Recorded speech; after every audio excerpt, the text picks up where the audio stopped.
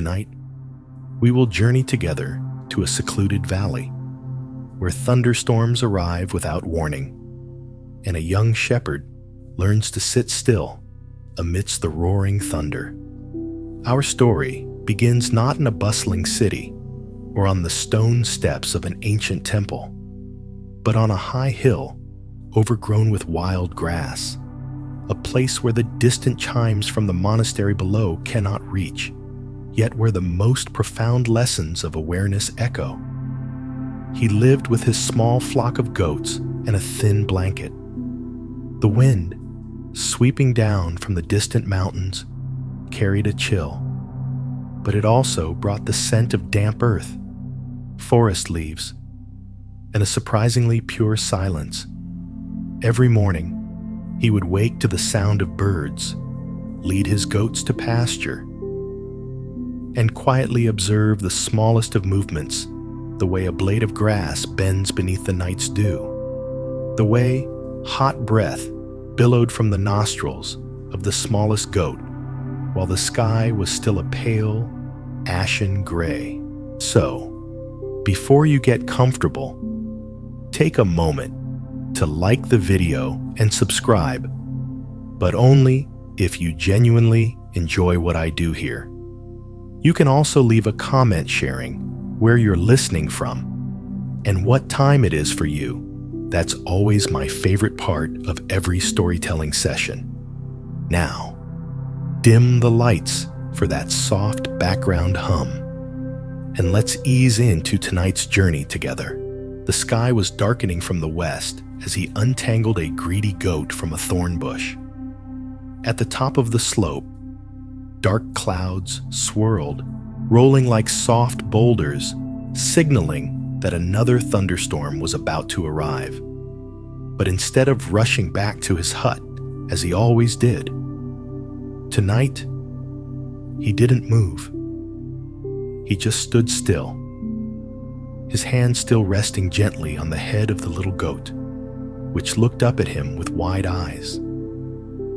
There was something in the wind that precedes a storm that made him no longer want to run.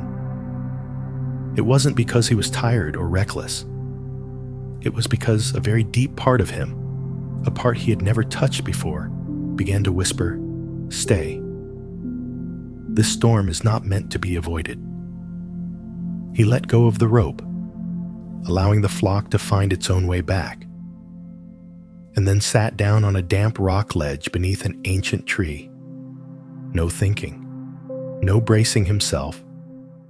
The rain hadn't come yet, but bolts of lightning were already tearing through the lead-gray sky, illuminating the shepherd's serene face. Thunder rumbled across the valley, but he sat there as still as a tree trunk, as silent as a mountain's shadow. And in that moment, an invisible door opened. You don't hear the sound of a door opening. You don't see a blinding light, and no instructions are spoken. There is only the slowing of the heartbeat, the slowing of the breath, and the realization I don't have to react to everything. The rain can come, the wind can gust, lightning can tear the sky apart, but you can still sit still. This, of course, didn't begin on a single rainy night. It had been budding for a long time, from the mornings he saw his own breath in the mist, from the worried eyes of a mother goat whenever her kid stumbled, from the first time he asked himself, "Do I need to do anything? Or do I just need to be present?" That is where the story truly began, amidst the thunderstorms, amidst the stillness, with a man who knew little of the Dharma, but who had somehow begun to live like a true master. The storm passed quickly, as mountain storms often do.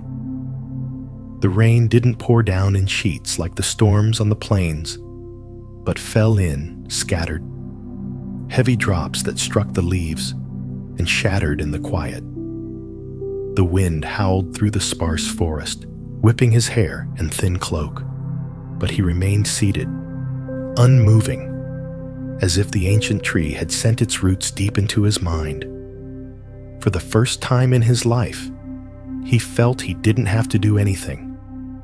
Not lead the goats to shelter, not find a dry place, not worry if there would be enough firewood to cook porridge in the morning. He just sat, like the earth. And in that state of non-doing, something new began to rise, an awareness of presence itself. The shepherd had never been taught the path.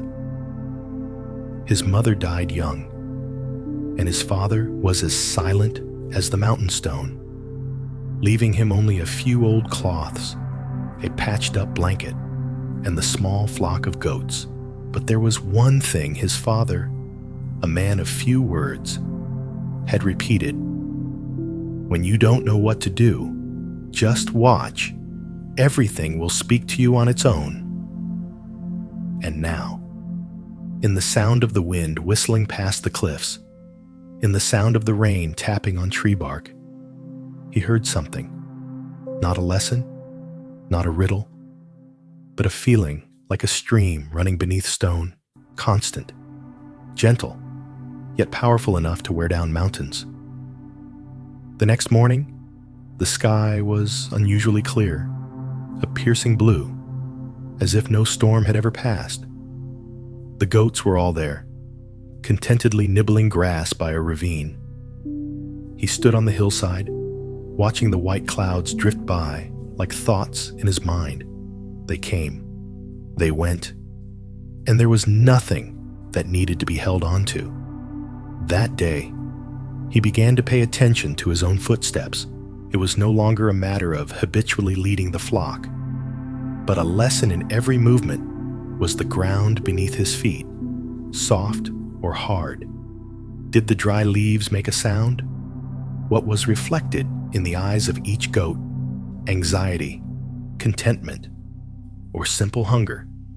He realized that when you truly look, you see things you've never been taught. And when you truly listen, even silence has its own voice. As he led the goats down into the valley, he came across human footprints. The impressions were worn into the earth, deeper than normal tracks, as if someone had walked this path many, many times, long ago. But only he and the forest lived here. Who could have been here before the tracks led him to a hidden corner behind a rock face, where tall grasses concealed a small wooden hut, so old that moss had completely covered its roof. There was no smoke, no sign of current life. But the hut had a door, and the door was slightly ajar. He didn't knock, nor did he call out. He just quietly stepped inside, as if the hut itself had invited him, not as if he had come on his own accord. The space inside was strangely empty. No dust, no cobwebs, only a wooden plank laid on the ground, an old ceramic bowl, and a cracked bronze bell hanging in front of the window. And then the wind blew. The bell chimed, not a full, round sound like one in a temple, but a fractured, distorted tone. Yet it was this very distorted chime that stirred something deep within him, as if someone had just illuminated a dim, forgotten corner of his consciousness.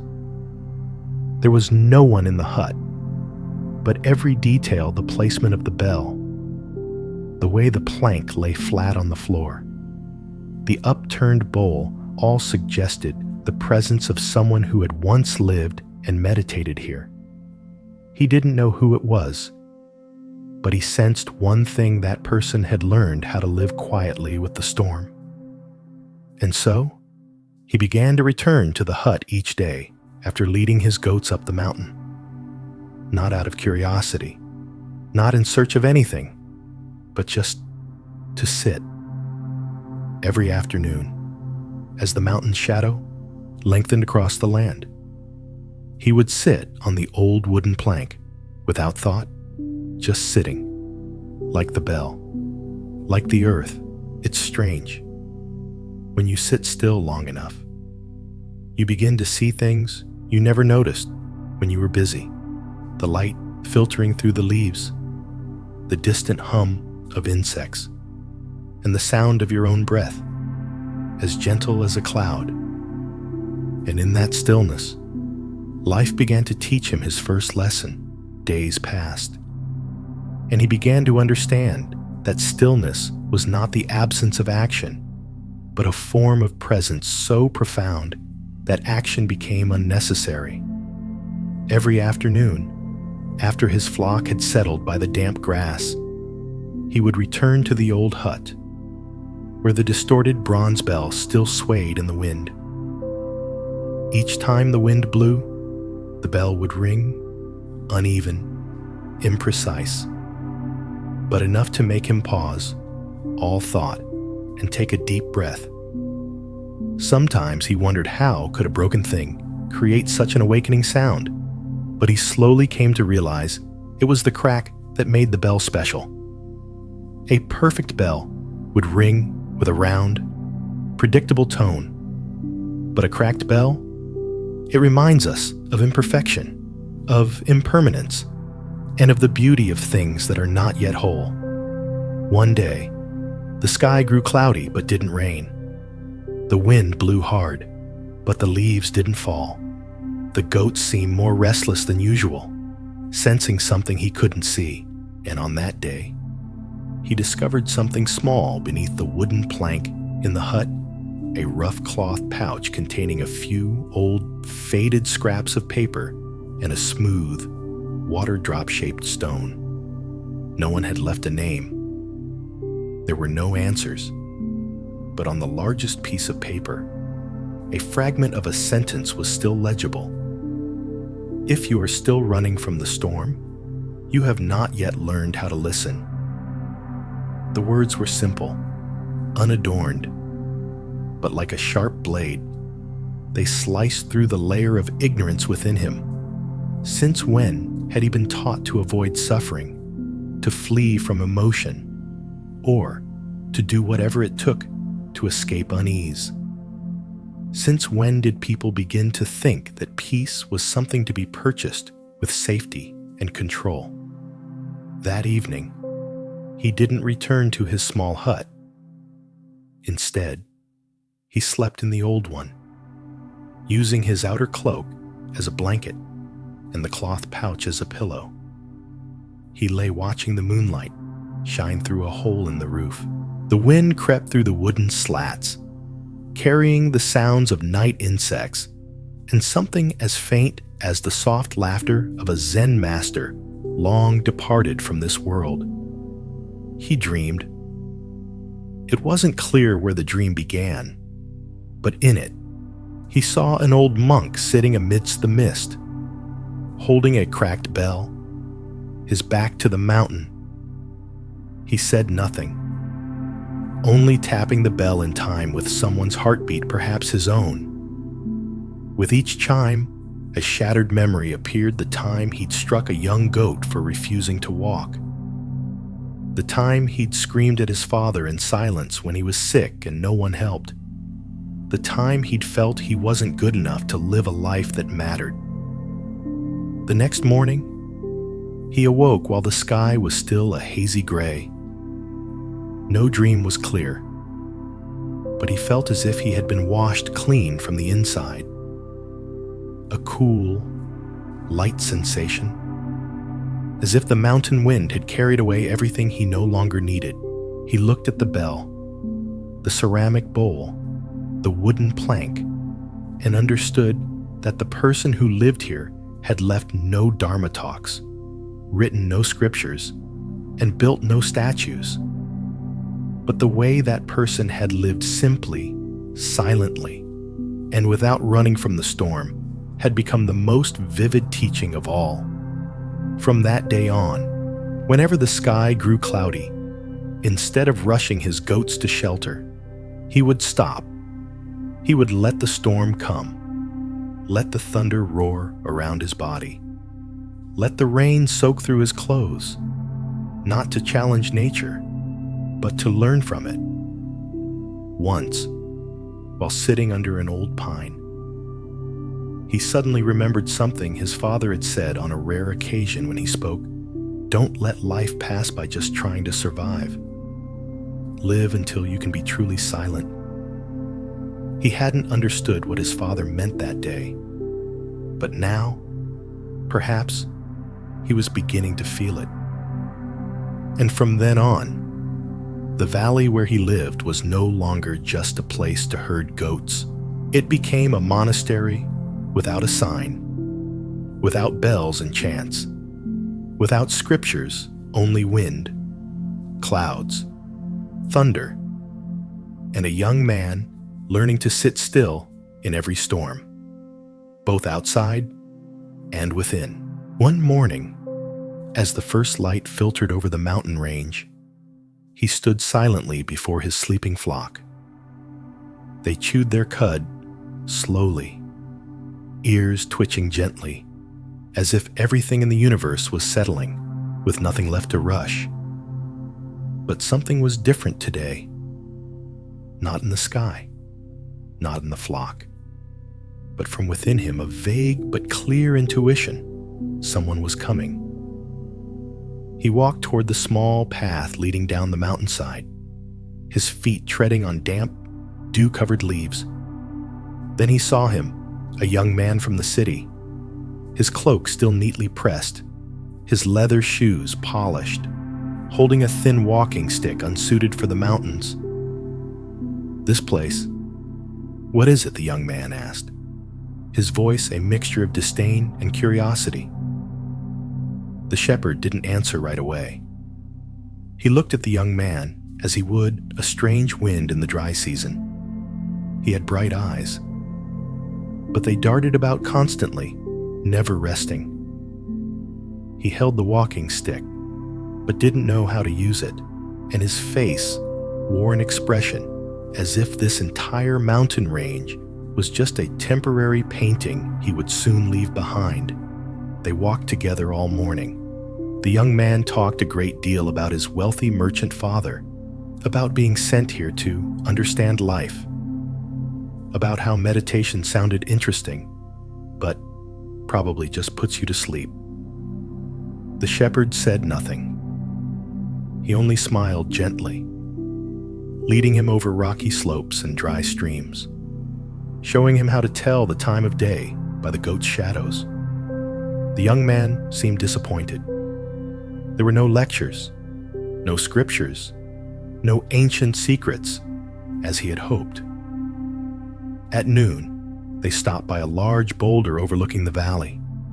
The clouds drifted by as slowly as drawn-out thoughts.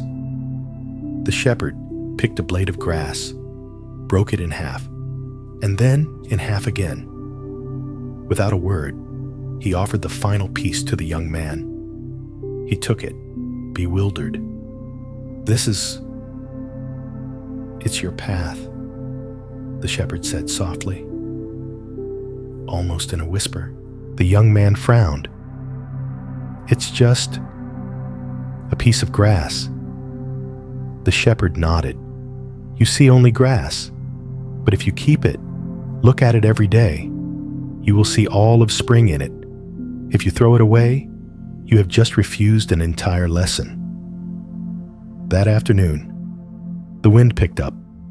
No rain, just an overcast gloom. The young man stopped talking.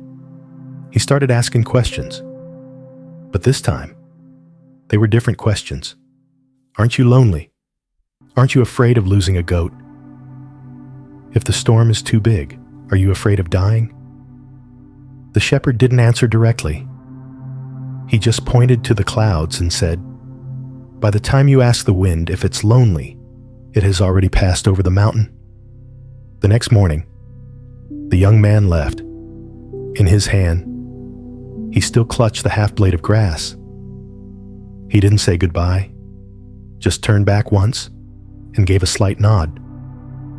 In his eyes was something deeper, a seed of stillness, even if it was just the first one. After he left, the shepherd returned to the old hut. The bell still chimed with every gust of wind, but today he didn't go inside. He sat on the threshold, looking out at the empty space where the young man had stood. And he smiled. Not because he had just taught a lesson, not because the young man had become enlightened, but because he realized something. His own silent presence was enough. No explanation needed, no guidance necessary. Stillness itself was the teaching. And as the wind rose, blowing through the roof of the hut and making the cracked bell sing, he said quietly in his heart, "Some people arrive with a storm in their hearts. I cannot calm the storm for them, but I can sit still, so they know that stillness is a possibility." On the hillside, the goats continued to graze peacefully. The sky was overcast, the wind colder, but the shepherd didn't feel alone. Because wherever someone is truly present, that place is already a Dharma hall. One night, there was no rain, but the air was as tense as a guitar string about to snap. Gray clouds gathered silently on the horizon, as if they were breathing slowly, preparing for something greater than a mere shower. The shepherd was not in a hurry. He was used to this kind of silence from the sky, a silence that wasn't empty, but full, like a warning without sound. He secured the goats in their wooden pen, checking each latch, then walked up the hill toward the small path leading to where his father had once buried a friend right beneath a large boulder, marked by a round pile of stones known as a cairn. The nomads called it a temporary grave, but to him, it was the quietest place in the mountains, a place he always came to when his heart held something he didn't understand. That night, thunder rumbled from the far end of the valley. A low growl like a great beast turning in the darkness. He sat beside the cairn, his back against the cool stone, his head tilted up to watch the sparse moonlight pierce the clouds. A loud crash. Lightning struck somewhere very close. His heart gave a little jolt, but he didn't move. Death is not frightening, if one has lived rightly. With that thought, he closed his eyes. When he was a boy, he had once asked his father, "Where do you go when you die?" His father didn't answer. He just pointed to the stream at the foot of the hill and said, "Do you see the water?" He nodded. "Now, scoop some up with your hands." He did as he was told. "Now, hold it in your hands. Don't let it spill." He cupped his hands tightly, but in just a few seconds, the water trickled through his fingers, and then there was nothing left. "So, it disappeared?" he asked. "No. It just no longer exists in a form you think you can hold." Now, sitting by the stone grave, that memory returned like thunder in his heart. Death was not a loss. It was a transformation, like the breath, like the clouds, like the sound of a broken bell. Each thing is temporary, yet complete in its moment of existence. He looked at the stacked stones, each one placed by the living to remember the gone. But he didn't feel sad. Instead, he felt a profound gratitude for still being alive, for breathing, for being able to sit amidst the thunder without wanting to run away. A strong wind blew past, shaking the branches. A dry twig broke and fell in front of him. He bent down and picked it up. It was light, brittle. Once a part of the tree, it had soaked up the sun, trembled with the wind.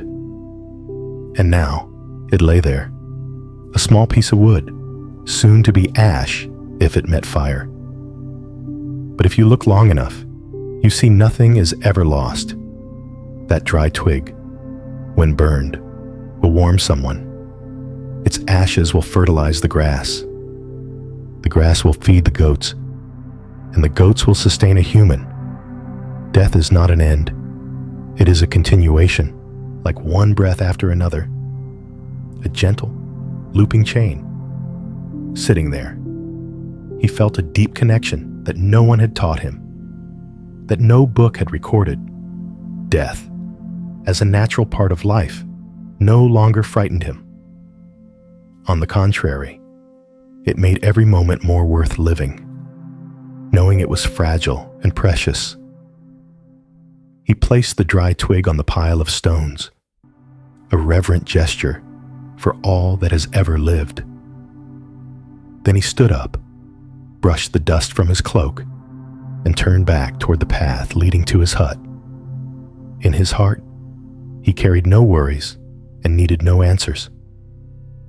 On his way down the mountain, another flash of lightning tore through the sky. But this time, its light only illuminated his calm, steady eyes. That night, in the wooden hut, he meditated as usual, his eyes half closed, his back straight, his hands resting gently on his knees. In his mind, there were no prayers, just a wordless question: if death were to come right now, am I living rightly? And in the silence, the answer came, not in words, but as a deep, complete feeling. One early spring morning, when the last thin layer of snow had melted and the earth was beginning to show its warm brown color, the shepherd noticed a young goat was missing from the flock. It was the smallest one, the most timid, the one that always trailed behind the others, with a slightly bent leg that gave it a pitiable limp. He quietly counted them one by one. 14. One was missing. There was no sign of a predator, no blood, no signs of a struggle. It had simply vanished, like a breath that was never fully exhaled. For a moment, a current of anxiety ran down his spine. Old feelings immediately surfaced: responsibility, self-blame, anger at himself for not paying closer attention. He walked along the valley, his eyes fixed on the ground, searching for faint hoof prints, for a single strand of wool caught on a thorny branch. Each time the wind rustled the grass, he would stop, his heart pounding, only to realize it was just the wind and not the lost animal. By noon, the sun was high, blazing hot after weeks of cold. Sweat soaked through his cloak, sticking to his back, while his heart grew heavier with each passing moment. It wasn't just about a lost goat. It was the feeling of helplessness when you can't hold on to something you care for. He began to climb a slope, following a small path he rarely used, which led into a narrow ravine where he and the flock had once rested. The grass grew thick here. Shade was sparse, and the ground was slick with slippery rocks. That was why he always avoided letting the goats wander this way. But he knew if the little goat was lost, it was because it was weak and more likely to choose the wrong path. At the end of the ravine, he saw a track, faint, almost blending into the stone, but he recognized it. It was definitely the one. His heart beat faster, not from fear, but from a quiet, rising hope. He called the goat's name softly. There was no reply, no bleat, no sound, only the wind whistling through the ravine, cold and sharp. But then he heard a breath, not a cry, but a breath, very weak, as if life were clinging to an exhausted body. He knelt at the base of a small tree, leaning against the cliffside. The goat was lying there, its front leg caught between two rocks, its head slumped to the ground. It was alive, but trembling. Its large eyes looked up at him, without blame, without fear, just a pure gaze, as if it had been waiting for him for a very long time. He didn't rush, He sat down beside it. One hand rested gently on its back. He breathed with it, just like that. A man and an animal, breathing quietly in the shade of a deserted ravine. After a while, he used his hands to free the goat's leg from the crevice. It wasn't easy, but it wasn't too difficult either. He knew he had to be gentle, because not all pain needs to be fixed immediately. Some things just need to be understood before they can be rescued. He lifted the goat into his arms, as gently as if he were holding a thin, fragile bowl. Then he stood up and slowly took one step at a time down the mountain. Each step was a lesson in dependent origination about how things happen, not because someone is at fault, but because the conditions are ripe for them to occur. After bringing the goat back to the pen, he cleaned its wound with water, crushed some medicinal leaves from a plant he had learned about from an old nomad, and bandaged its leg. That night, he didn't sleep. He lay by the pen, next to a small fire, his eyes fixed on the faint breathing of the tiny animal. And in the flickering firelight, he realized this wasn't just about saving a life. It was about confronting the attachment in his own mind. He had thought he had learned the lesson of letting go. But today, he realized letting go isn't about abandoning something. Letting go is acting with a mind unattached to the outcome. If the goat had died, he would still be sitting here. If it lived, he would also be sitting here, not because he was emotionless, but because he understood all life, all revival, is not within anyone's sole control. The next morning, the goat stood up. It was unsteady, but there was life in it. It walked over to him and nuzzled its head against his sleeve. He let out a soft laugh, a laugh so gentle it was like a sigh with a different name. And as the sun rose over the mountaintop, warming the small hut, he whispered to himself, "The next time something is lost, I won't be as afraid as before, because sometimes getting lost is the only way to find your way back." That afternoon, the sky was as clear as if there had never been a storm. The slanting sunlight filtered through the canopy, casting golden streaks onto the dirt path leading back to the old hut. The shepherd, after ensuring his flock was settled, returned to the hut, as was his new habit. But this time, it wasn't just to sit. It was to do something small to mend the cracked ceramic bowl. He had found that bowl during his first days of discovering the hut. A long crack ran from its rim to its base, just enough for water to seep out if it were filled. He hadn't used it, but he hadn't thrown it away either. It sat silently on the rough wooden shelf, a quiet witness to all his afternoons of still meditation. Today, he brought the bowl out to the porch. Sitting in the afternoon sun, he ground some wood ash into a fine powder, mixed it with clay from the stream bank, and added a few drops of yesterday's rainwater. Slowly, he worked the mixture in his palm, feeling the soft warmth of the earth. He applied it to the crack, little by little, gently, as if soothing a wound on his own body. He didn't need to make it new again. He just needed to give it a chance to continue existing. When the bowl was dry, he placed it before him. He didn't fill it with water. He just sat and looked at it. The bowl was empty, yet strangely full of silence, full of time, and full of wordless care. He recalled someone once saying, "The mind is a bowl. If it has a crack, don't rush to fill it with water. Listen to the crack, for that is where the light can enter." As the sky darkened, he brought the bowl inside and placed it back on its old shelf. But from that day on, it was no longer just a decoration. He began to use it to catch water, to wash his hands, to hold his rice. And every time he used it, he remembered that imperfection is not a flaw. It is the starting point for authenticity.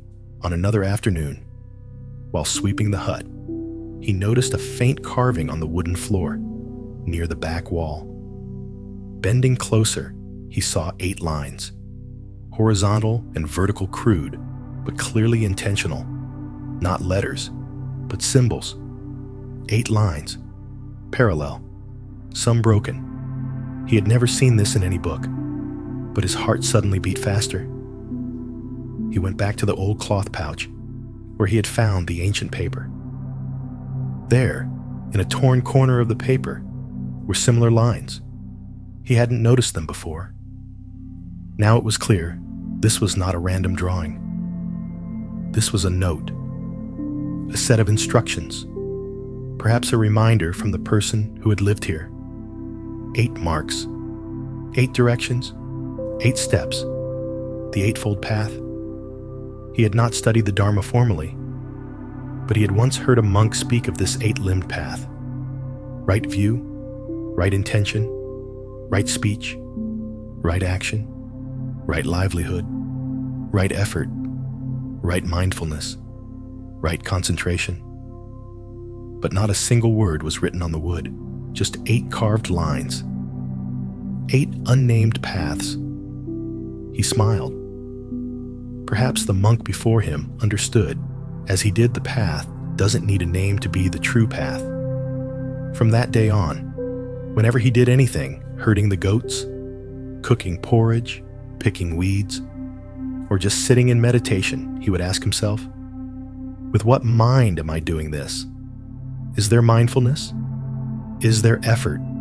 Or is it just habit? And gradually, the most mundane tasks became a spiritual practice. Even folding his torn cloak or stacking stones around the base of a tree became an act of awareness. One day, while washing the old bowl by the stream, an old nomad passed by. He didn't ask questions or introduce himself.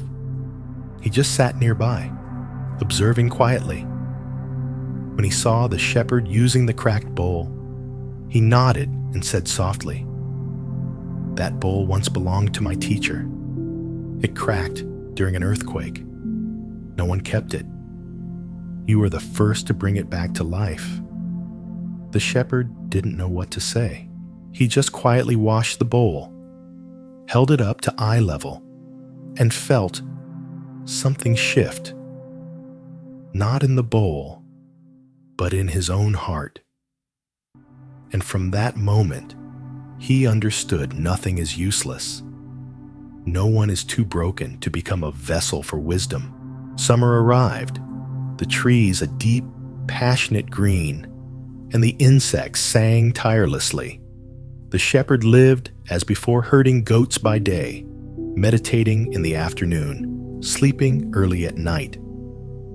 But something within him had changed. It wasn't clear when.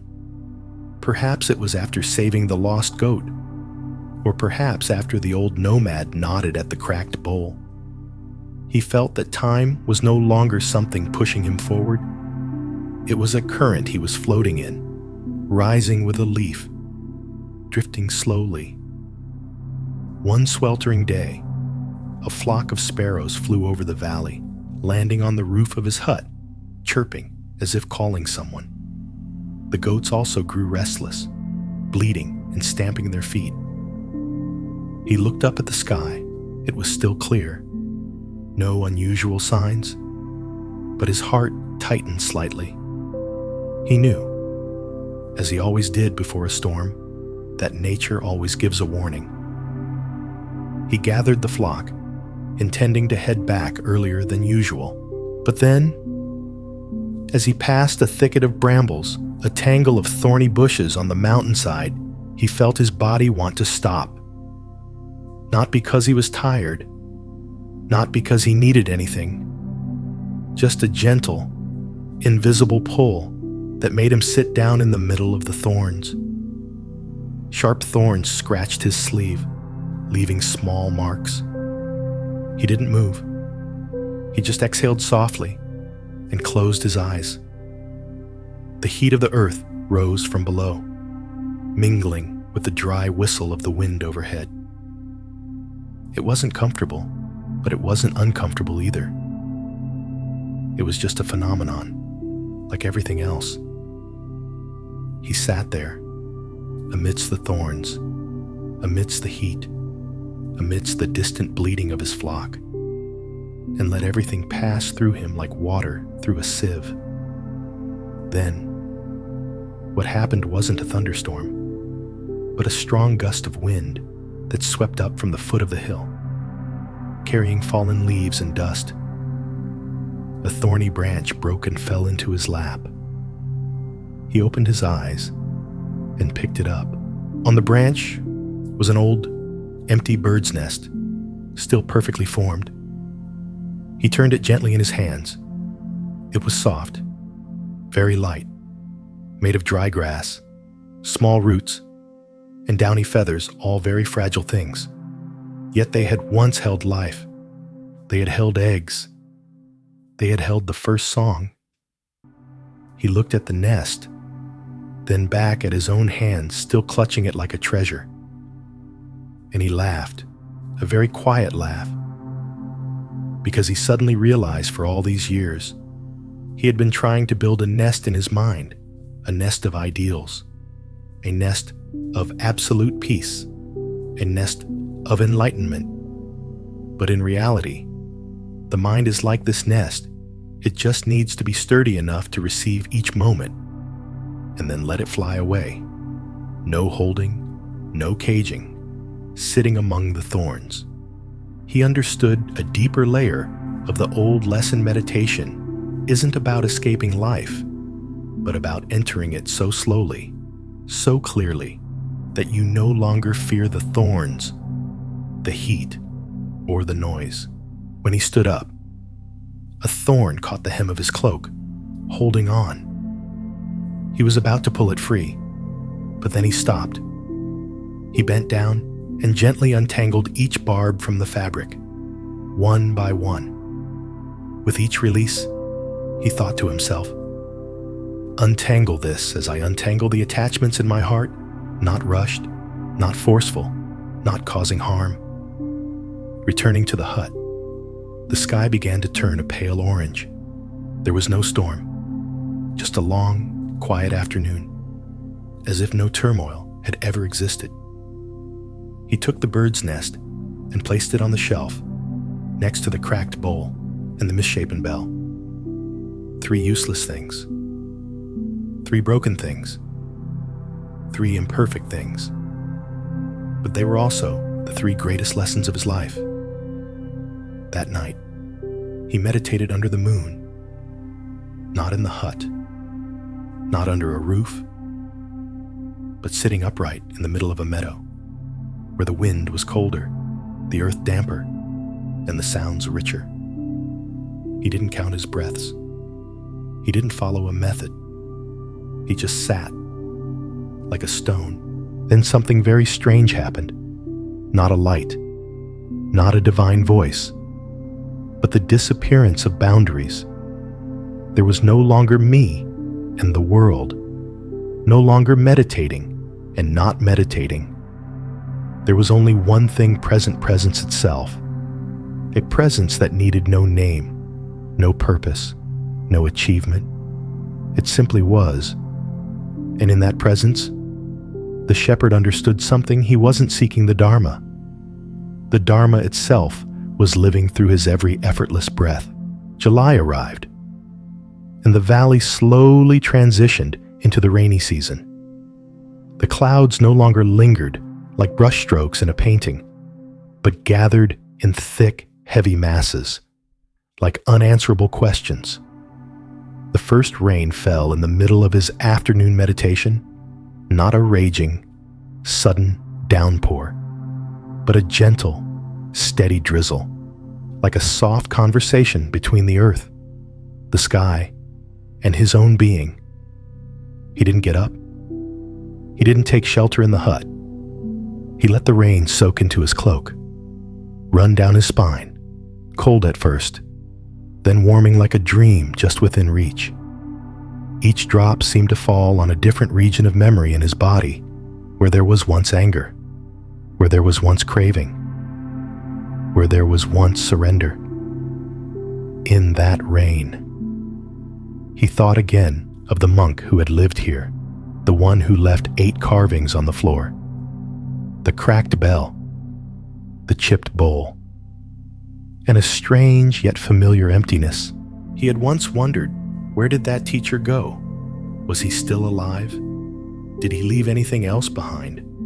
One morning, after several days of rain had softened the earth, he decided to venture deeper into the forest in a direction he had always avoided, a place where it was said there were ruins of an old hermitage, now swallowed by the trees. He took his staff, some water, and a piece of dry bread. He didn't bring the goats. He wasn't in a hurry. He just walked. The path faded with every step. The grass was waist high, and vines hung across the way like unanswered questions. But with each step, he kept his breath steady, his heart not expecting to find anything at all. He walked only to walk, following a gently rising curiosity. Around a bend, where 2 large tree trunks twisted around each other like green serpents, he saw a low stone platform nestled among the roots, a square shape, covered in green moss and broken pottery. He knelt, brushed away the moss, and lifted a thin stone slab. Underneath, there was no gold, no scriptures. There was only a single object, a small, sealed clay jar, faded with age. He opened the lid. Inside was a thin roll of parchment, tightly wound, dry, but not rotted. When he unrolled it, he saw only a few short lines, written in a very small, meticulous hand. If you have come this far, you are quiet enough to no longer need guidance. Continue to live where the wind blows strongest, where your heart once wanted to retreat. There, the true path no longer needs a name. He was silent for a long time. The words didn't startle him, nor did they cause an explosion of emotion. They just fell into his heart, as soft as a single drop of rain, one drop. Yet it filled a lake that had long been dry. He folded the parchment, placed it back in the jar, and buried it as it was before. He didn't keep it. He didn't take a picture. He didn't tell anyone. On the way back, the rain began to fall, heavier than before. The path was muddy, his staff slippery, but he didn't mind at all. He even smiled when he slipped and fell into a puddle, his hands covered in mud, his face splattered, because in that very moment, he realized it's not just when sitting still on a meditation cushion that one practices. It is in the fall, in the moment of getting up and smiling at oneself, that is living concentration. Returning to the hut, the shepherd peeled off his wet cloak and hung it on a branch to dry in the wind. He sat down, his hands still muddy, and turned his face up to catch the last drops of the day's rain. The cracked bell chimed softly, not loud, not even, but in its sound, he heard something very clearly. The path was no longer out there. From that day on, he began to live as if he had finished learning, not because he knew everything, but because he no longer needed to learn more to feel that he was alive, because every drop of rain, every stumble of the foot, every cry of a young goat was a reminder that everything is the Dharma. Every place is a temple, and the greatest teacher is this very moment breathing, being present, without any need for decoration. After the long rains, the valley was filled with the scent of new grass and damp earth, the air carrying the smell of something clean, as if freshly washed. Under the forest canopy, the moss grew thicker, and the mountain stones were as smooth as if polished by time. The shepherd woke one misty morning, when the sky was so white that he couldn't distinguish the horizon from the mountain peaks. He boiled water in his old pot, the steam rising in thick clouds. When the water boiled, he poured it into the mended bowl, pressing his hands against the warm ceramic. It was one of his favorite moments, not because there was fine tea, but because of that feeling of warmth. It was like knowing you were still alive, and that was enough. The morning passed in the soft chime of the bell, the distant bleating of goats, and the sound of the wind against the wooden door. Around noon, he decided to stop by a large tree where he often rested. Today, instead of quickly eating his handful of rice and taking a sip of water, he sat longer, opening his palms as if receiving something formless. He noticed every small sensation, the warmth of the sun filtering through the leaves, an ant crawling across his wrist, and the sound of a dry leaf falling behind him. Nothing was strange, but nothing was familiar either. Everything was just new enough to be seen for the first time again. And then, without warning, a strange sound arose from the other side of the hill. Not a bird, not a person. It was something steady, quiet, like footsteps on stone. He stood up and followed the sound, not rushing, but not hesitating either. At the familiar bend where the two old trees intertwined like a gate, he saw a group of people walking through the valley. They were monks, 3 of them, in dark brown robes, wearing bamboo hats and grass sandals. They didn't speak. They didn't smile. They just walked, their steps as even as their breath. When they drew near, he bowed his head. The leader gave a slight nod in return. No one stopped, but the monk at the rear suddenly opened his sleeve, took out a small stone, placed it on a rock by the path, and continued on without a word. After they had gone, the shepherd approached. The small, round, bright stone had a faint carving the image of an 8-petaled flower. No letters, no numbers, but he recognized it. It was the Eightfold Path, once again, not through language, but through symbol. He didn't pick up the stone. He just sat down beside it and looked, because he knew if someone else were to pass by and see the stone, they would see what they needed to see. And if they didn't, it wasn't yet time. He sat by the stone for a very long time, until the afternoon sun faded and the light from the distance retreated like a silent breath. That evening, in the old hut, he sat with a small oil lamp, its light illuminating his own calm face in the reflection at the bottom of a bowl of water. In that liquid mirror, he no longer saw a shepherd. He saw someone who had stopped running and had begun to live upright in the middle of life. He thought of all he had been through the first thunderstorm, the lost goat, the dry bird's nest, the cracked bowl, the young merchant, the 8 faint carvings. None of it was explicitly a Dharma talk, but now every detail appeared as a teaching. He didn't need a summary. He didn't need a conclusion. He didn't need to understand. He just needed to remember that every living moment was already the path. And so, he blew out the lamp, pulled the rough blanket up to his chest, and listened to the light rain tapping on the roof. Each drop was like the even beat of a temple drum. Each gust of wind whistling through the cracks was like a sutra chanted without sound. He smiled, not because he had found something, but because, finally, there was no longer a need to search. August passed in silence. Not the silence of an absence of sound, but a deeper silence, like when you sit by a fire and realize you don't need to say anything for everything to be complete.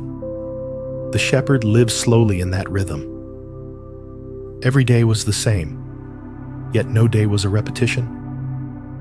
One morning, while boiling water over the wood fire, he noticed a faint sound behind the hut. It wasn't a strange sound, but it was different. Not the sound of grass, not the wind. It was the sound of human footsteps. He stepped outside.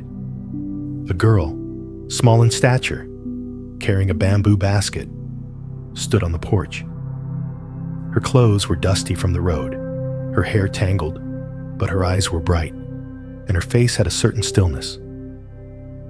"Hello," she said, her voice hoarse from the cold wind. "I'm lost." He didn't ask any more questions. He didn't press her about where she came from or why she was there. He just nodded and gestured for her to sit by the fire. She drank the hot water and ate a few pieces of the dry porridge he had just cooked. They didn't talk much, but between them was a comfortable silence, as if they had known each other before, as if they both understood there was no need to rush to name each other's presence. Finally, she set down her basket and opened it. Inside was a bundle of dried herbs, a few medicinal roots, and an old notebook. She pushed the notebook toward him, like someone delivering a letter without knowing if the recipient was waiting for it. "My teacher used to live here," she said. "He passed away last year. I only knew of this place, which he mentioned once. He said that if one day I no longer knew where to go, I should come here." The shepherd opened the notebook. The pages were yellowed, the handwriting small and careful, just like the script on the parchment he had found under the old rock in the forest. On the last page, there was a single line: "If you cannot see the path, sit down, you are standing on it." He looked up. The girl looked at him, not expecting an explanation. In her eyes was something familiar, a weariness of searching, a need to just stay. "How long would you like to stay?" he asked, speaking for the first time. "As long as I can still breathe." He nodded. From that day on, she stayed, not as a guest, not as a student, just as another person living in the valley, with the goats, with the hut that had a cracked bell and a mended bowl. They didn't share Dharma talks, but they each did their part. He herded the goats. She gathered herbs, mended clothes, and arranged stones along the path to prevent slipping after the rain. They cooked together, ate in silence. Sometimes she would tell a small story about her teacher, an old man who smiled a lot, who preferred growing vegetables to giving lectures, but who always said, "The Dharma doesn't need to be spoken. It just needs you to tend your garden with care." One afternoon, she brought back a sprig of a pale purple wildflower and placed it on the wooden table in the hut, where before there had only been the bowl, the bell, and the bird's nest. He looked at it for a long time. "What were you thinking when you chose this one?" he asked. She smiled. "Because it can't survive if it's uprooted. But if you only break off a small sprig, It will last a long time as long as you don't need it to last forever. They sat looking at the flower, as if it were a rare Dharma talk they were both attending. That night, in the dim firelight, she whispered, "I don't want to be enlightened anymore. I just want to be awake enough to live each day fully." He nodded. And that might already be enlightenment. From that day on, he began to see everything as if it were for the first and last time. Not out of fear of loss, but because every time you truly look at an object, a person, a ray of sunlight, or a passing rain, you have lived completely with it, and there is no need to hold on. And the valley began to bloom, not with real flowers, but with a kind of thin light present in their eyes, in the slow footsteps of two people who were no longer searching for a path, but were living right on it. Autumn arrived like a whisper, not loud, not announced. The leaves on the hilltops began to turn yellow, but so gently that you only noticed when one day the sunlight smelled different, softer, deeper, as if the sun itself were learning to slow down. The shepherd and the girl lived beside each other like two parallel streams, never mixing, yet never separate. They didn't name their relationship. They didn't call each other anything. They were simply present together, like two clouds passing through the same sky. That morning, they led the flock up the hill earlier than usual. The wind carried the dry scent of old grass, and the bleating of the goats echoed down into the valley like an ancient bell. Along the way, the girl picked up a fallen leaf, brown and curled like a closed palm. She turned it in her hand and asked, "What do you think makes a leaf beautiful?" He didn't answer right away. He just looked at her for a moment, then said, "Because it doesn't try to live forever." She nodded, placing the leaf in her basket, not as a precious object, but as a gentle reminder to be kept. When they reached the top of the slope, they both stopped. Before them was a wide meadow where the goats began to scatter. Against the pale gray sky, a few crows circled, then disappeared behind the mountain peak. No one spoke. They both understood that this was one of those moments that could not be bought, could not be kept, could not be repeated. Suddenly, her voice came, as light as a breeze. "I dreamed of my teacher last night. He was sitting here, right on that stone slab, but he didn't say anything. He just looked at me and smiled." He turned to her, silent. She continued, "In the dream, I asked him, 'Teacher, why did you leave without leaving anything behind?' He just tapped his hand lightly over his heart. Then he vanished." They sat down together on the stone she had pointed to. The wind blew through their hair, cool and clear. She took a small notebook from her basket, wrote a few lines, then tore out the page, folded it, and buried it in the earth at the foot of the stone. She left no sign, no marker. "For whoever comes next," she said, "and maybe for myself in another lifetime." He didn't ask any more questions, but in his heart, like a gentle wave, rose a gratitude for the teacher he had never met, but who had been present in every gust of wind, every carving, every grain of silence in the old hut. The next day, she was gone.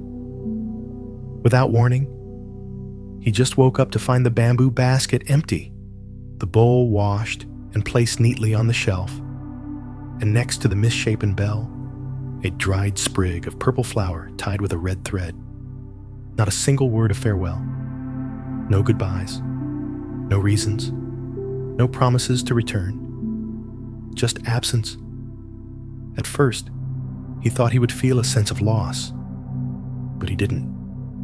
in the hut, now missing a familiar breath.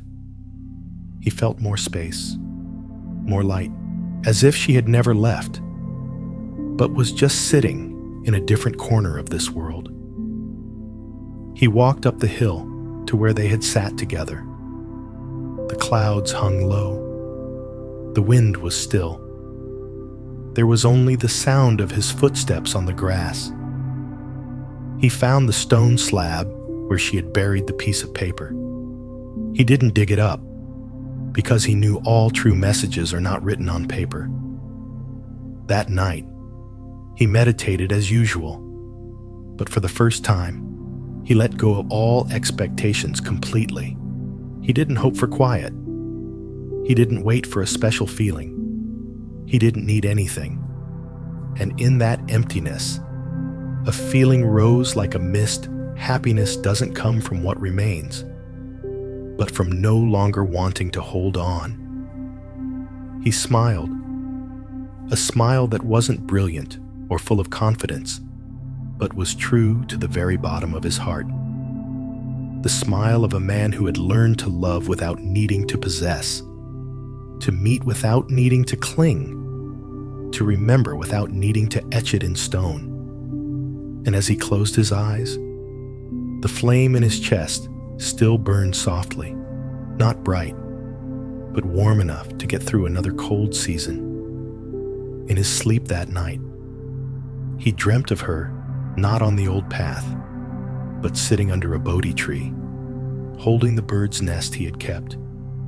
She placed it on her meditation cushion and closed her eyes. She said nothing, but when he woke up, his heart understood. Some people don't stay to become a memory. They leave to become a part of your presence. Alone again in the valley, the shepherd didn't feel empty. On the contrary, her absence seemed to reveal new layers of space in his already quiet life.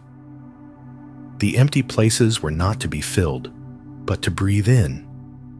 Every morning, when the first sunlight shone through the mountain pass, he woke earlier, not because of work, not to prepare anything for someone else. He simply woke up because the dawn was happening and it deserved to be witnessed. He spent more time with the flock. He knew each one. Which one liked to stand near the stream? Which one preferred to nap under the wild mango tree? Which one would nuzzle his leg as a familiar demand for his presence? Sometimes, he felt he was learning more from them than he was teaching. One misty morning, while brushing the coat of the oldest female goat, he noticed something. The cloudy white film around her eyes had spread. Her eyes still looked at him, as gentle as ever, but he knew she was growing old, and soon it would be her time to leave. No one can keep anyone forever. Not people, not even goats, not a single moment in life. That evening, he sat in front of the hut, holding a freshly fallen leaf, silently crushing it between his fingers. The leaf crumbled. The pieces were beautiful. They didn't become trash. They became earth. He took a deep breath, and in a very brief moment, he felt complete peace, a sense of calm that had no reason. Not because the weather was good, not because he had learned something new, not because someone had made him happy, but simply because there was nothing left to resist. The next day, under a gentle sun, he decided to lead the flock to a hillside he hadn't visited in a long time, a place where a small, solitary Bodhi tree grew, planted years ago by an old monk passing through the region. The tree was still short, its canopy not yet dense, but its trunk curved gently in one direction, as if bowing to the wind, making one want to stop and be silent. He sat under that tree, letting the flock wander around him, not meditating, not thinking, just sitting. and like an old reflex, his hand reached down to pick up a small stone near his foot, rubbing it back and forth in his palm before placing it on the tree's root. A silent note, an unspoken word. Suddenly, there were footsteps, not from the hill, but from behind him. He turned. It was a boy, dressed in rough cloth, his hair cut short, his face young, but not his eyes. "Are you the goat keeper?" the boy asked, without shyness. "No," he replied, smiling. "I just live with them." The boy sat down beside him and offered a small bundle of leaves. Unfolding it revealed a few wild reddish-purple berries. "I picked these," he said. "I don't know if they're safe to eat." He didn't eat them. He just looked. Then he said, "If you don't know, then wait. Ask someone who has eaten them before." The boy nodded. "Where are you going?" he asked. "I don't know. I've been walking all the way from the village below. People said there was a man up here who doesn't talk much but lives very peacefully. I wanted to meet him." "You already have? Really?" He looked up at the Bodhi tree. "Yes, this tree is teaching you a great deal." The boy looked at the tree, then at him, and smiled. "Can I sit here? As long as you're not waiting for anything special." "I'm not. I just want to not have to go anywhere for a while." He smiled, and the two of them, one old, one young, sat under the small Bodhi tree, as quiet as two blades of grass on a gently windy afternoon. No one taught, no one received, no one was the teacher, no one was the student. There was only a shared stream of life, and when the sun set behind the mountain, neither had left. Because they understood this afternoon didn't need a conclusion. It just needed to be fully lived. Night fell on the valley, like a heavy blanket smelling of wood smoke and damp grass. The wind blew softly, a whisper like a hand stroking the spine of the mountain. In the hut, the shepherd burned a few dry twigs. The boy slept soundly, curled in the rough blanket, his face strangely peaceful. He looked at that face for a long time, so young, yet already tired, so new, yet already carrying questions no one should have to bear so early. He remembered the first time he had slept in this hut. It was just as cold, the same wind whistling through the wooden walls. But back then, his mind was a mountain of thoughts about life, about death, about his own value in a place no one paid attention to.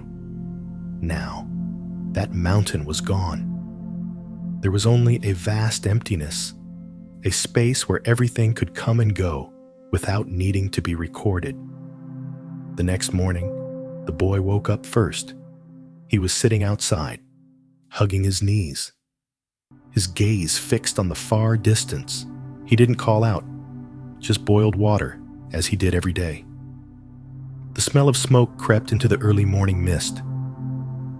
"Sir," the boy said as he stepped outside, "I want to learn how to meditate." He sat down beside him, not answering right away. "Do you know what meditation is?" he asked.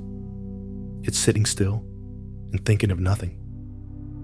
He chuckled softly and shook his head. "Sitting still is right, but thinking of nothing is wrong. Meditation isn't about making your mind empty. It's about seeing clearly what you're thinking and feeling without getting stuck on it. So how do you not get stuck? By not trying to avoid it." The boy was silent. After a moment, he said, "So, meditation is about knowing you're being swept away?" "Yes, and then letting go, gently, like your hand releasing a leaf." They sat together on the grassy slope. No cushions, no gongs, just the sun, rising slowly, shining through the dew-drenched pine branches. The boy closed his eyes, his breath uneven, his forehead slightly furrowed. He, however, did not close his eyes. He watched the boy's face, seeing his younger self in every pursed lip, every quickened breath. 10 minutes passed. Then the boy opened his eyes. "It's so hard," he exhaled. "My head is full of voices." "That's okay," he smiled. "As long as you can see them. Some people take 10 years just to realize how noisy their mind is." The boy nodded, not discouraged. In the days that followed, he stayed. He didn't ask when he would leave. He didn't ask to be taught anything more. Every early morning, the two of them would sit together on the hillside. At first, for 10 minutes, then 20, then 30. One day, he opened his eyes after nearly an hour of meditation, a radiant smile on his face. I saw a moment when I wasn't thinking at all. I wasn't asleep, but I wasn't awake in the normal way either. I was just present. He nodded. "You just touched your home." "Home?" the boy asked, surprised. "Yes, a still mind is home. A turbulent mind is the marketplace. We still need to go to the market, but we live at home." Another afternoon, while herding the goats through a mountain pass, the boy asked, "Are you ever afraid of being forgotten?" "By whom?" "By those who have left, like the girl from before, or your parents, or your teacher." He paused, tying a rope around a rock to temporarily tether a runaway goat. Then he turned to him. "If they truly lived within you, they can't be forgotten. You don't need to remember. They are already there. But what if they don't think so? Then they haven't made it home yet, but you can." The boy fell silent. As if for the first time, he truly understood, and at the same time, accepted that some people he loved would never return. But that didn't make them disappear. That evening, they passed the old hut. The boy stopped for a long time in front of the cracked bell and tapped it lightly. The sound rang out, distorted as always, but this time he smiled. "Before, I saw it as broken. Now I see it as real." He looked at the boy as one would a young sprout that had just grown out of the shadows. That night, by the fire, they sat without speaking.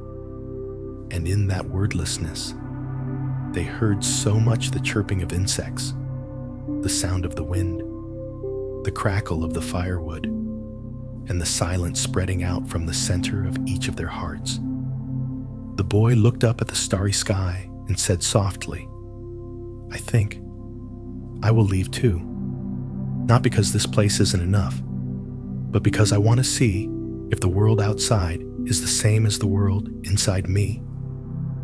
He nodded, not asking when, because he knew all true students eventually leave, not to get away, but to carry the path with them and live it in the marketplace. The boy left one morning without notice. He woke to find the fire had been rekindled. A pot of water was warm. The blanket was folded neatly in a corner of the hut. And where the young man had meditated each morning, there was now only a small white stone smooth, as if it had been rubbed endlessly by a patient hand. He wasn't sad, nor surprised. For a fleeting moment, he missed the clumsy sound of those first footsteps on wet earth, the hurried breaths, and the eyes that always wanted to understand. But then, like every rain, every wind, he was gone, and he had left behind an empty space, not an absence, but a place for light to pass through. He carried the stone up the hill, where the little Bodhi tree was still reaching high, Under its sparse leaves, he placed the stone down, right next to the one left by the old monk long ago. Now, they lay side by side, one from an unknown past, one from an unformed future, and in between was himself, the witness to all things being born, growing up, and quietly departing. He sat down under the tree. There was no wind that day. The leaves were still, the clouds were still, and even the thoughts in his mind were still. And in that stillness, he heard footsteps, not with his ears, but in his heart. They were the footsteps of countless lifetimes, of all the times he had walked, been lost, searched, and let go. The forgotten faces, the promises made and broken, the heartaches, the awakenings. They all returned like a formless procession, passing through his mind without demanding to be named. A trickle of water welled in the corner of his eye, not a tear, just a soft movement in his heart, as if a pebble had dropped into the bottom of a still lake. No one saw it, no one named it, but the lake was no longer the same. He whispered a sentence meant for no one. Everyone has gone, but no one has ever left, and in that moment, he knew it was time for him to go. Not to leave the valley, but to leave the role of the shepherd, to leave the old story, to leave the task of keeping everything intact. He returned to the hut and wrote a line on the back of the wooden plank hanging by the door. If you are looking for someone, sit down. That person is sitting in silence. Then he gathered the old things, the cracked bell, the mended bowl, the dry bird's nest, the faded purple flower, the note from the girl, the stone from the boy, and tied them in a cloth pouch, not to take with him, but so that one day another person might come here, see these small pieces, and understand the practice is not about accumulating more, but about seeing clearly what is right in front of you. He didn't know where he would go, but he didn't need to know, because any place his feet touched with a clear mind would be a monastery. He led the flock one last time over the slope. With every step he took, the earth beneath his feet softened as if in welcome. He didn't look back at the hut. He left no other message. There was only the valley, the winding paths, and the slanted sunlight on his shoulders. And then he walked. One step without looking back. One step with no destination in mind. One step. That was the path itself. You are lying there, in the soft light and the steady rhythm of your own breath. Everything has settled, like the surface of a lake after a long, windy day. The story is no longer continuing, but it hasn't truly ended, because some journeys have no destination, only the presence of each step. You sat with a shepherd under the rain, held a lost goat in your arms, picked up an empty bird's nest, and sat quietly by a cracked bell that rang with a sound both distorted and true. You met the silent girl, the questioning boy, and the teachers who never appeared but were always present. And now, in the hazy glow of those images, you can breathe deeply. The breath is still there, coming in, going out, needing no correction, needing no change. Everything you need to know is already present within you. There is nothing left to find, nor is there anything left to abandon. Just sitting there, lying there, letting go. If there is one thing to carry with you into sleep, perhaps it is gratitude. Gratitude for breathing, for living, for being present in a body that can feel, in a mind that can be moved. There is no great lesson here, only a gentle reminder. You don't have to be perfect to be a part of this awakening. You just have to be present. No matter where you are in a brightly lit city, a quiet little room, or a simple bed in the woods, every place is the valley. Every moment is the storm. And every moment is also the peace. It can all become your meditation cushion if you are willing to sit down and breathe with it. Now, you can let your body rest. No more trying, no more doing. Imagine you are lying on a grassy slope, clouds drifting overhead, the flock grazing nearby, and a gentle wind moving through your hair. No one is calling your name, but everything is welcoming you with its own silence. May you have a truly gentle night. May you have a dream that needs no retelling. May you release every role to return to being yourself, a leaf falling at just the right time, a breath coming and going that no one needs to grasp.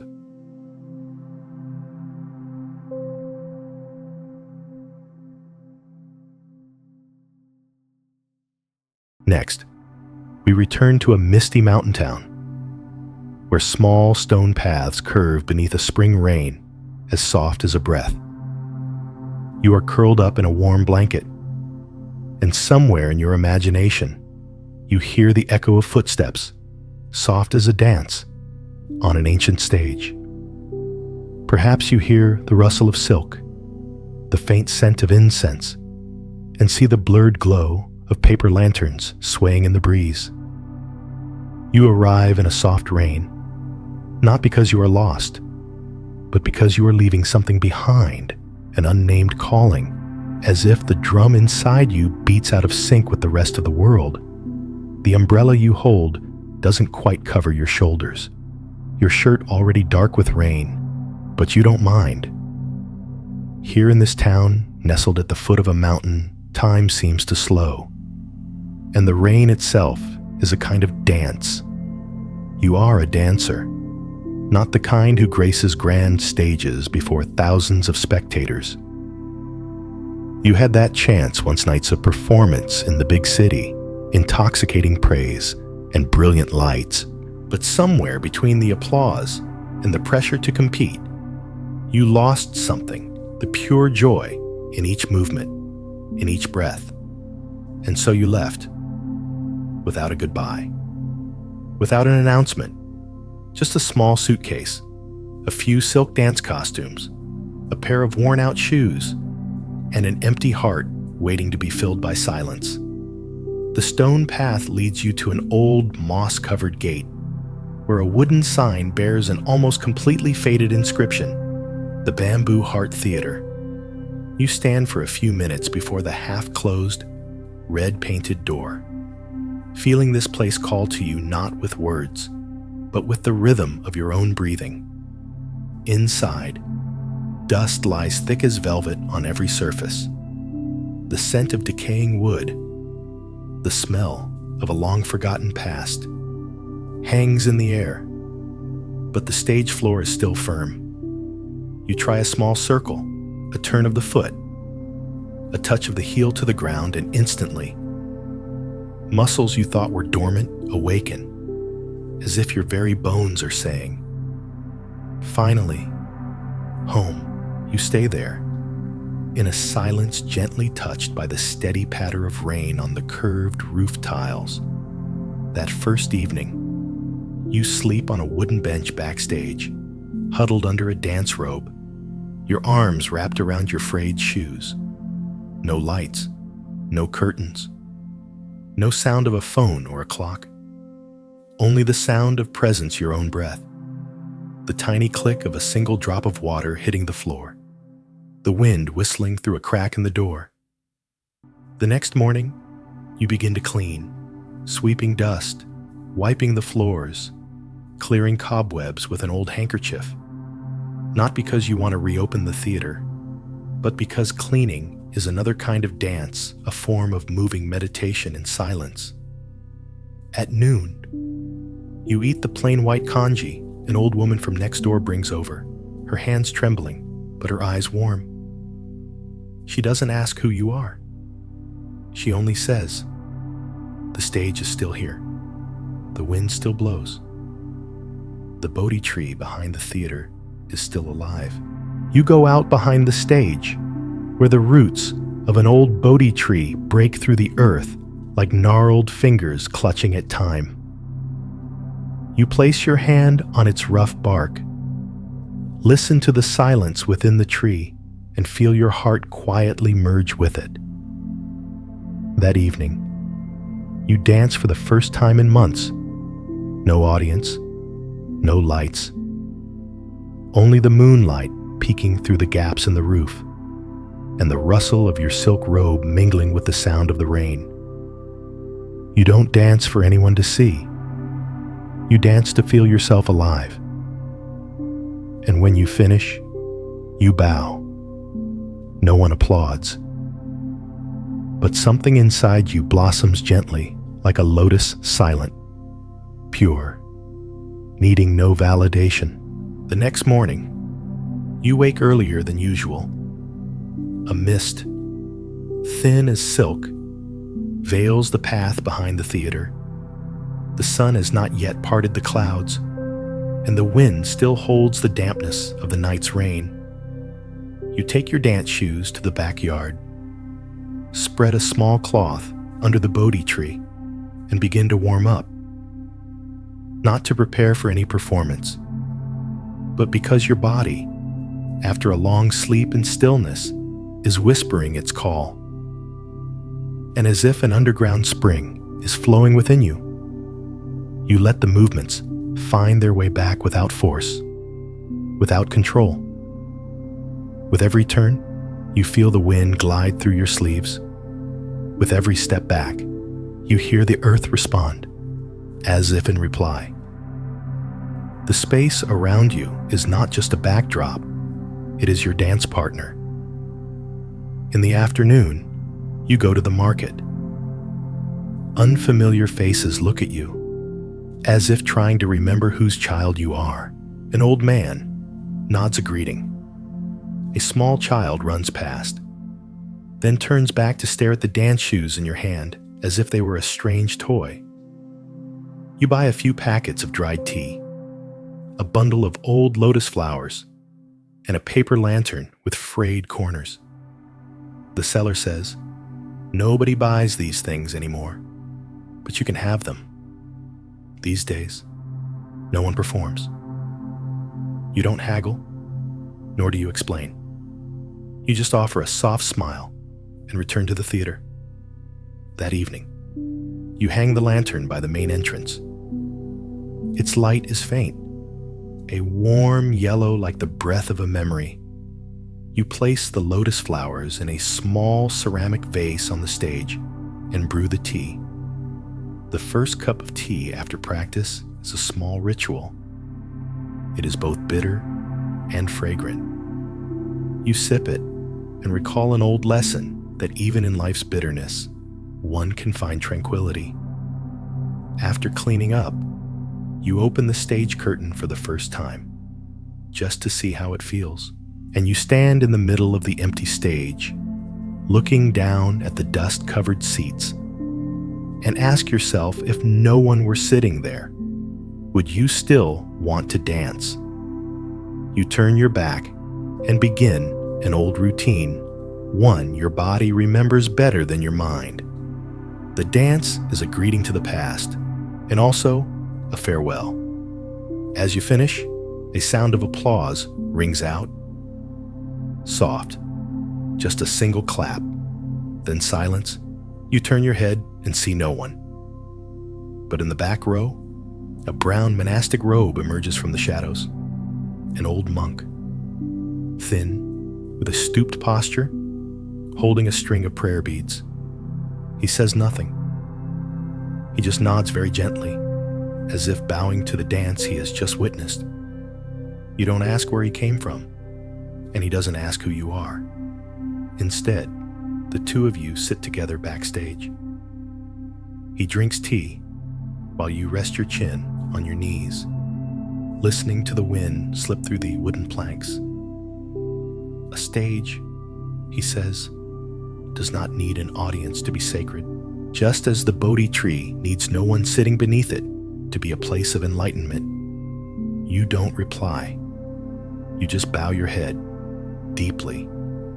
That night, you don't dance again, but you dream. In your dream, you dance among the stars, and each movement makes the constellations tremble softly like temple bells. The next morning, you wake before the dawn. The fog still hangs thick over the path, a white cloth draped over memory. The Bodhi tree behind the stage sheds the night's rain, and the first dewdrops of the day glisten on its leaves like pearls no one dares to touch. You find the old monk meditating on the old wooden porch. He sits cross-legged, his back so straight it seems the wind itself is supporting him. His eyes are closed, his breath as long as a stream flowing through a drought. You don't call out, don't disturb him. You just sit a few steps away, cross your legs, and let your own breath merge with the waking space. After his meditation, he opens his eyes, but doesn't look at you. Instead, he quietly pours a cup of tea and pushes it towards you. You receive it with both hands, feeling the heat from the cup spread through your fingertips like a wordless greeting. "Why do you dance?" he asks, unhurried. It takes you a moment to answer. The question is simple, but it seeps deep, like water into wood. "I used to dance for perfection," you say. Then for praise. After that, for fear of being forgotten. Now, I just dance to know I'm still breathing. He nods. Then you are beginning to understand. You aren't sure what you understand, but you know that something inside you has just been released, like a veil being lifted from your eyes. That day, you and he sweep leaves in the backyard, fix a few sunken bricks on the porch, and clean off a low, dusty tea table. You ask his name. He only smiles. A name is something people cling to. "Just call me the gatekeeper." You laugh, but no one comes in or out of this gate. That is why, he says, it needs a keeper all the more. That evening, you dance again. But this time, there is an audience. Not the whole town. Just a few elders passing by. A child on his father's shoulders. A tea vendor who stops wiping her cups. And the old monk, sitting pensively under the tree. You dance without music. The sound of the wind and the leaves takes the place of a drum. You let your body say what cannot be expressed in words, the sorrow of growing up, the joy of letting go, and the gratitude for every small moment. When you finish, no one applauds, but no one leaves. An old woman approaches, places a wilted peony in your hand, and nods. "I used to be a dancer. My feet are no longer light, but my heart still trembles when I see a dance like that." You hold the flower and bow your head. "Thank you," you whisper, then look up at the sky, which has turned to violet. That night, you and the gatekeeper sit together, speaking of nameless things, how a falling leaf can teach about karma, or how a misstep can lead you to the right place. He tells you that he once meditated for 3 days in the rain, not to challenge himself, but because he had hurt someone with his words. "I could no longer apologize to that person, but I could sit, to listen to the repentance within myself," he said. You fall silent. Then you ask, "Can I dance for someone I once hurt? That person doesn't need to be here." He replies, "You only need to be sincere. You understand." And the next morning, you begin to prepare a new dance, not for an audience, but for someone who has long been absent from your life. You awaken in the pale yellow light of dawn, when the dust motes in the air have not yet begun to stir. The old theater holds a different breath today. The space seems to be keeping a rhythm, waiting for something. You can feel it, a deep stillness, like the long hum of a temple bell in your chest. You spend the morning wiping the stage floor clean, not because it's dirtier than usual, but because you need your hands to touch every plank, every crack, as if listening to the story of this place before you dance. From your suitcase, you take out an old dance costume, an ash blue color, with faded silver thread embroidery. It was the last one you wore in the city. The day you realized you could no longer bear the lights. On the stage, you place an empty chair. That will be the person you dance for. No face needed, no forgiveness needed. Only the symbolic presence of a memory and the courage to face it. The gatekeeper watches you from the front row, silent. His gaze is as gentle as the early afternoon light, just enough for you to know you are not alone.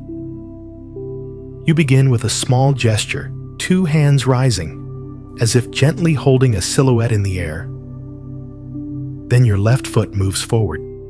Your right shoulder tilts, like a whisper that never becomes a word. You dance with all the movements that were never spoken. The moments of anger, the flashes of regret, and all the things that were never explained. Each turn is a layer of weight being shed from your heart. At the end of the piece, you kneel before the empty chair.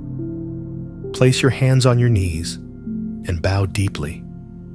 A bow, not to ask for forgiveness, but to acknowledge I was wrong, and I am learning to live with it. You don't cry, but something flows inside you, like a river breaking its dam quietly, without a storm. When you stand up, the gatekeeper has already gone to the back of the theater. On the chair, someone has placed a single wildflower, just one, white, small, scentless, but to you, it feels heavier than 1,000 words. That afternoon, you don't dance. You sit in the backyard, fanning away a few mosquitoes with a paper fan folded from an old calendar page. The rain begins suddenly, but it doesn't make you run inside. Do you know why the fan is so thin? The gatekeeper asks from under the eaves. You smile, so the wind can pass through it more easily. That's true, he says, sipping his tea, but also because it holds nothing back. It is born to create a breeze. Then it disappears, like a dance, like a life. You set the fan down, silenced. A thin fan, the very image of you right now. Not trying to grasp, not holding on, just letting life pass through you, and letting yourself pass through life, weightlessly. That evening, you open the theater doors. You don't call for anyone, but people come. The gatekeeper, the tea vendor, a young couple just back from the fields, and even unfamiliar faces. They stand on the porch, under the eaves, or sit on the cold stone steps. They are not loud. They are just present, as if everyone can sense that tonight something is waiting to be let go. You dance the same piece from the morning, but this time, it's not for a memory, but for those who are listening with their hearts. And as you bow, a light rain begins to fall. The rain doesn't make the audience leave. On the contrary, they remain seated as if they are part of the dance, silent, whole, needing no explanation. The next morning, The sun rises late, as if it too needs time to wake after an emotional night. A thin mist still clings to the old roof tiles, and the backyard sparkles with dewdrops on blades of grass. You walk barefoot, stepping so lightly you're afraid of waking the earth. You begin a new habit every morning before warming up. You brew a small pot of tea and place 1 cup on the steps leading to the stage. Not to drink, but as a greeting to the unseen presences, perhaps for the ancestors, perhaps for the dancers who have passed, or perhaps simply for the silence that reigns around you. The gatekeeper appears, carrying a small bundle of few old books, a cloth-wrapped package, and something you don't expect, a pair of leather dance slippers. So old the stitching is frayed. They belong to someone who stood here before you, he says. You open the package, your hands trembling slightly. The scent of time rises from the ancient pages, and at the bottom of the cloth is a folded square of paper. You open it. There is only a single sentence, written in a soft hand. Every step is a bow to impermanence. You are silent for a long time. In the days that follow, you read the old books. One is about the art of dance in Japanese monasteries during the Heian period. Another is the Heart Sutra. Its ink faded, but every character still clear. You read slowly, pausing often, letting each concept touch you, like wind on the surface of a lake, and then spread on its own. The gatekeeper sometimes sits beside you, his fingers moving over his prayer beads. Not many words are exchanged, but every time he smiles, you feel your heart soften. That afternoon, he asks, "Do you think you will leave?" You don't answer right away. Your eyes gaze out at the theater gate, where grass grows between the stone slabs. "I don't know," you say. "I'm not afraid to go, but I'm no longer afraid to stay." He nods, satisfied. That evening, you don't dance. Instead, you sit on the edge of the stage and read poetry from a Tran Dynasty Zen master to everyone. The words are simple, but they quietly touch what people do not say. Someone weeps. Someone just bows their head. And someone stands for a long time after the reading is over, as if reluctant to leave a newly discovered space of stillness. A child comes up and tugs gently on your sleeve. "Miss, why didn't you dance today?" You smile and lean down to whisper, "Because today, the wind is dancing for me." The little girl looks up, listens to the wind rustling through the bamboo grove behind the theater, and then nods, as if she understands. The understanding of a child complete, without need for reason. You return to your room and write in your journal. I don't always have to dance to be a dancer. Some nights, just knowing I am breathing is enough. That night, the wind blows hard. The old curtains backstage billow and flap like the wings of a bird caged for too long, now set free. You open all the doors, letting the wind in and the dust out. A clear image forms in your mind. The most beautiful dance is not in the movement, but in the moment you let everything pass through you without holding on. And you understand, in that instant, that perhaps, sooner or later, you will leave.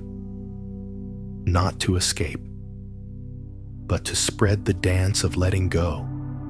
You awaken to the sound of a distant temple bell, a sound that spreads through the morning mist like a long breath of time. It's unclear whether it's a real bell or just an echo in your consciousness, but it makes you open your eyes with a gentle peace. The early morning stage is filled with soft light. Tiny dust motes, rising in the air like the pollen of memory. You go to the backyard and sit under the Bodhi tree, your hands resting on your knees, palms open as if to receive. Above you, a single yellow leaf falls, spinning gently as if performing its final dance before touching the earth. The gatekeeper approaches, a small wooden box in his hands. He sits down beside you, placing the box between you. A long time ago, a dancer named Annika stayed here, he says slowly. She danced for the dying. You look up, surprised. Danced for those about to pass away. Yes, not for entertainment, but to help them cross over more lightly. Each dance was a bridge made of wind. You open the box. Inside are neatly folded handkerchiefs. On each one, a name is embroidered and a small symbol. A lotus, a spiral, a teardrop. Simple yet profound symbols. She embroidered each one by hand after every dance, not to remember, but to bid farewell. You take one in your hand, feeling as if you are holding a crystallized piece of the ineffable. That evening, you decide to try something new. You no longer stand in the center of the stage. Instead, you sit at its edge, with the audience gathered around you, almost in a circle. No distance, no boundary between performer and spectator. You dance with your hands, small movements, your fingers tracing lotus petals, a flowing river. Each nod of your head, each tilt of your shoulder is as light as a breath. And when you finish, no one says a word. They just quietly extend their hands, each holding a white handkerchief they had prepared and placed them on the stage. No one told them to, but everyone understands this is a moment to say goodbye to something within themselves. A lost loved one, a broken dream, a part of themselves that no longer belongs to the present. You look at the handkerchiefs, feeling your heart open like a silent blossom. The gatekeeper stands behind, his hands clasped before his chest. He doesn't need to say anything. His gaze is like a warm current flowing through you. That night, you don't sleep backstage. You spread a mat in the middle of the stage, lying there looking up at the old wooden ceiling. And you think this place is no longer where you are staying. It is a part of your body, a part of a continuing dance. In the darkness, you hear the wind slipping through the roof, the faint chirp of insects from the garden corner. And then, something you didn't expect happens. You begin to dance in your dream. But this time, you are not alone. Around you are faint figures, each dancing in their own way, not in sync, not in formation, yet strangely harmonious. One dances while holding their stomach, as if carrying a deep pain. An old man with a bent back dances with his hands instead of his feet. A baby dances with its eyes. And you just stand there, turning slowly, your arms open as if an invitation. No one asks your name, but everyone knows you are a part of them. You wake up when the sun has not yet risen. On your chest, a handkerchief someone had placed there at some point. No name, no symbol, only the faint scent of sweet osmanthus. You smile and bow your head again. The morning after that strange dream, the air in the town feels quieter than usual. The footsteps on the stone paths seem to echo more slowly. The forest birds don't sing too loudly. Even the Bodhi tree, still rustling in the wind, seems to be listening to you breathe today. You sit on the theater porch, the nameless handkerchief beside you, an unexplainable mark. The deep stillness within you feels like emerging from a long meditation half awake, half dreaming, but completely present. The gatekeeper approaches, holding a simple bowl of rice. "You should eat," he says. "Today is a good day to perform without leaving a trace." You frown, tilting your head slightly. What does that mean? He just smiles. An ideal day to step into the middle of life, and then step out, without anyone needing to remember your name. You eat in silence, feeling the soft grains in your mouth, the subtle saltiness, and the aroma of boiled wild greens. Each spoonful is like a walking meditation light, whole and needing nothing more. You spend the morning strolling through the town. Your dance shoes are back at the theater, but you still feel like you are performing in every step on the damp earth. In the way you lightly touch the wall of a well as you pass, in the look you exchange with a stranger carrying water. Perhaps today's dance doesn't need a stage. The world itself is the stage, and the audience isn't a group of people sitting still, waiting to watch, but life itself, with all its impermanence and complexity. You stop at the old temple at the top of the slope. A young monk comes out to greet you, nodding silently, as if he recognizes something in your walk. In the courtyard, a group of children are learning to chant, but their eyes keep glancing at you, as if you carry something different. You say nothing. You just stand in a corner of the courtyard, your hands folded before your chest. And as the chanting begins, you start to move, slowly. The simplest of gestures, a turn of the hand, a steady circular step, a bow as light as a falling leaf. No one told you to dance, but no one stops you. The young monk smiles as he watches you. When the chanting ends, he approaches and says quietly, "We have a story about a dancer from long ago who found liberation in a single turn. You remind me of that." You smile, then say, "Perhaps the turn doesn't liberate anyone.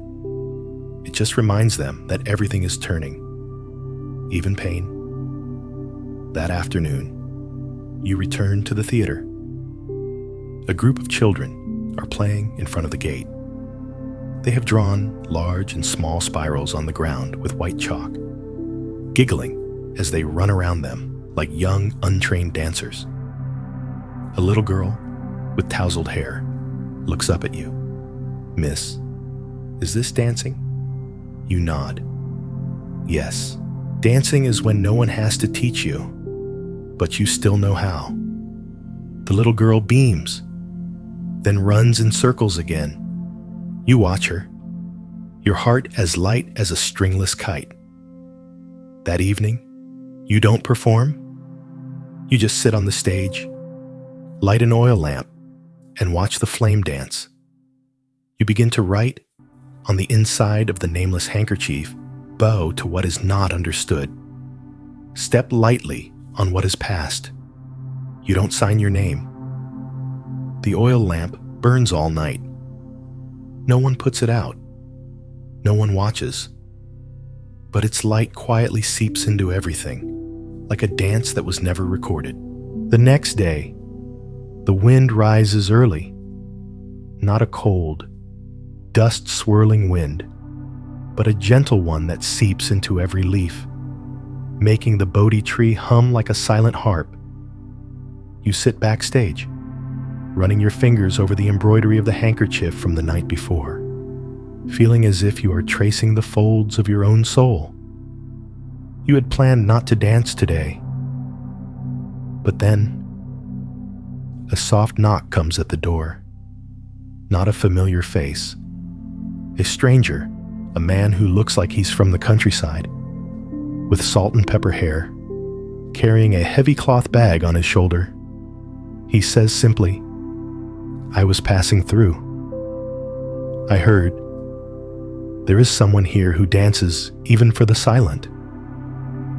You invite him in, and pour him a cup of tea. He doesn't drink right away. He just stares deep into the tea, which reflects the twilight, and says, "My wife was a dancer, a long time ago. But after our child died, she never danced again. And then, she too is gone." You feel your heart contract, not because of the story, but because of the silence behind it. "You want me to dance for her?" you ask, your voice softer than the wind. He doesn't answer. He just places an old photograph on the floor, the image of a woman in a classic dance costume. Her eyes as serene as a full moon. You nod. That night, there is no audience but him. You choose the simplest dance, with no technique, no elaborate costume, just you, the oil lamp, and the photograph placed at the edge of the stage. You don't try to impress. You just let each movement grow from a place of gratitude, each gentle turn, each opening of the arms as if embracing a memory, and then letting it go. He sits silently through the entire performance, without blinking, without a heavy breath, as if he's afraid the slightest movement will cause that memory to dissolve. When you bow, he stands up, walks slowly onto the stage, picks up the photograph, and turns to you. She will know. You don't ask what she will know. You just nod. After he leaves, you sit for a long time in the darkness. No lamp, no tea. Just sitting, listening to the beat of your own heart, a special kind of background music that only appears after a dance for the unseen. The gatekeeper enters, holding a small bundle. "I think you should have this." Inside is an old, worn-out notebook. You open it. The first pages are filled with neat handwriting performance schedules of former dancers who stayed at the theater. The middle pages are notes on seasonal dances: spring, soft rain, summer, lotus petal, autumn, wind-bent branch, winter, dance of breath. You turn to the last page and see a line written in faint ink, "If no one is left to watch, I will still dance." Because beauty does not need a witness to exist. You close your eyes, letting that sentence seep into you like the fragrance of tea spreading through a warm pot. The next morning, you clear a small corner of the theater to keep the nameless objects, the unmarked handkerchief, the old slippers, the wooden carving of Annika's name, and now the notebook. You don't call it a memorial room, but the corner of things that were never applauded. You draw a small circle of stones around it, not to separate, but to remind that everything has its limits, and it is those limits that create meaning. At noon, you walk through the town, holding your paper fan. An old woman stops you and asks, "Are you the one who danced in the rain last night?" You smile. "I was just someone moving with the wind." She takes your hand, then lets it go. "Can the wind help me forget what I've been holding on to for 30 years? You don't answer. But you know that tonight, you will dance for a sorrow she did not name. And you will bow again. As afternoon settles, the sky turns a soft ash gray. There is no rain, but no sun either. Everything seems to stand still in a prolonged moment of quiet, like the pause before a bell chimes, or after an embrace that no one has yet released. You sit in the back row of the empty theater, where the light is just enough to illuminate a swirl of dust motes hanging in the air. Before you is the familiar stage where you have danced for the deceased wife, the curious child, the woman rich with memory, and for yourself. Today, you will dance for something nameless, an untold sorrow. The old woman you met this morning does not appear, but you prepare anyway, not out of ritual, but because you feel as if you are clearing a space in the vastness of your consciousness, inviting an invisible guest to sit. You choose a dance with no name, just a sequence of movements you practiced as a child when everything was a game. When dance was simply the way your body played with space, you step onto the center of the stage as the first soft chime of the distant temple bell echoes. Your body is soft as water, each footstep as if searching for the earth's breath. You begin by stepping sideways, hands open, shoulders relaxed, just like the way sadness often arrives, unannounced, unspoken. Then you turn slowly, folding your body down, letting your arms pull your hips and back with them, creating a wave that slides onto the wooden floor. Like this, you let yourself drift down with the formless, storyless sorrow. You think of the times you swallowed tears, afraid of seeming weak. You think of the days you laughed too much, just to hide something breaking inside. Each movement is a confession. No one hears, but the wind hears, and the wooden floor beneath your feet hears. At the end of the dance, you kneel in the center of the stage, not bowing, just sitting still. And suddenly, a soft sound echoes from the back row. The old woman has appeared, walking slowly, holding a small box.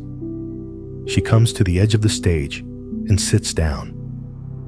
Without a word, she just opens the box. Inside is a simple necklace, a string of dull wooden beads interspersed with a small ring set with a pale blue stone. "It belonged to my daughter," she says softly. "She died when she was 19. I haven't dared to open this box for 30 years. You look at the box, then at her, and today, I feel I can bow my head." You bow your head, slowly, deeply, a sacred reflex, not for performance, but for witness. Then she places the box on the edge of the stage, nods one last time, and leaves in silence. No one says goodbye. You remain with the box. That night, you don't take it backstage. You leave it in the middle of the stage, uncovered, unlocked. And as you retreat behind the curtain, the dim oil lamp on the wall casts the shadow of the small box, lonely, but clear. A reminder, sadness, once acknowledged, no longer demands to be hidden. Before you sleep, you open the old notebook and write on a blank page, "I used to dance to forget. Now I dance to remember. And then there will come a time when I no longer need to dance." You close the book, place it on your chest, and take a long breath, like someone who has just unblocked a stream that has been dammed for a season. The next day turns cold. Not a biting, skin-piercing cold, but a gentle chill that makes you pull on another layer. Brew your tea a little hotter and remain silent a little longer before speaking. You sit on the backstage steps, cradling a cup of tea, watching the thin wisps of steam dissolve into the wind. This cold doesn't make you shrink. On the contrary, it settles you more deeply, as if the chill itself has touched some layer of memory, neither sad nor happy, just still. The gatekeeper walks by and places a cloth bag beside you. "Someone sent this," he says briefly, and walks on. You open the bag. Inside is a stack of neatly folded papers, each handwritten. There are no signatures, but you recognize the familiar script. They are from the people who have watched you dance. The words are simple, sometimes clumsy, often just a single line. "You made me remember I once knew how to breathe slowly. I held my wife for the first time in 3 years of coldness. After the night I watched you dance, My mother hasn't said a word since her stroke. But that day, she smiled. You read each line, your eyes blurring not with tears, but because your heart is being softened by something so real, so human. That afternoon, you don't prepare anything for the dance. You don't choose a piece, adjust the lights, or fold any cloths. But you still step onto the stage because you feel that tonight, nothing is needed but complete presence. The people who come are no more numerous than before, but they arrive early. They sit quietly, no conversation, as if each one is carrying something private, waiting to see it reflected in the dance. You walk out, your bare feet touching the wooden floor as if touching memory. Your body today doesn't move like a trained dancer's, but like a tree branch, letting the wind blow through it. Your hands are slow, your shoulders tilted, your head bowed just enough, all following the unseen rhythm of an unrung bell. Then you stop in the middle of the stage. You don't bow, you don't conclude, you just stand still. Your eyes look straight out at the audience, as if to say, I see you. No roles, no masks, no distance. And the people don't applaud. They just stand up, silently. As they leave, each one places something on the edge of the stage, a dry leaf, a small stone, a button, a folded letter. Someone even sets down a lotus seed pod. No one had planned it, but they all know tonight is not about finishing a performance, but about setting down a piece of the burden everyone carries. When the theater is empty except for you and the gatekeeper, he says, you are no longer just dancing. You are helping people bow to the things they thought they could never touch. You smile, place a hand on your chest, and bow, but this time, not to the stage, but to the deepest part of yourself that is dissolving and being reborn. You don't collect the items people left. You leave them there, arranging them neatly into a small circle in the center of the stage. That night, you spread your mat and sleep in the middle of that circle. No dreams, no visions, only a strange feeling, as if you have dissolved into every untold story. And in that dissolution, you feel whole for the first time. The next morning begins not with the sound of birds or bells. It begins with absolute silence. A thick silence, not heavy, but one that seems to know how to make all other sounds retreat. You wake up in the circle of offerings, each small item still in its place, like silent witnesses to something that happened but cannot be named. You don't rush to get up.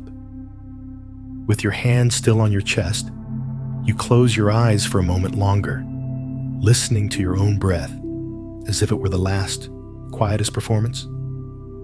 A dance with no movement, no audience, no need for light. The gatekeeper appears with a surprise. In his hand is an unsealed envelope, the paper thick, the blue ink faded. He says, someone left this for you, from your old path. I didn't ask who, but they said, she will understand. You open the letter, there is no sender's name. Just a handwritten passage if you hadn't left that day. Perhaps we would have lived a life that was good enough. But you chose to leave, and you found something that no one else but you could dance into being. Thank you for not living someone else's life, for knowing how to bow to what cannot be kept. You fold the letter, place a hand over your heart, and smile.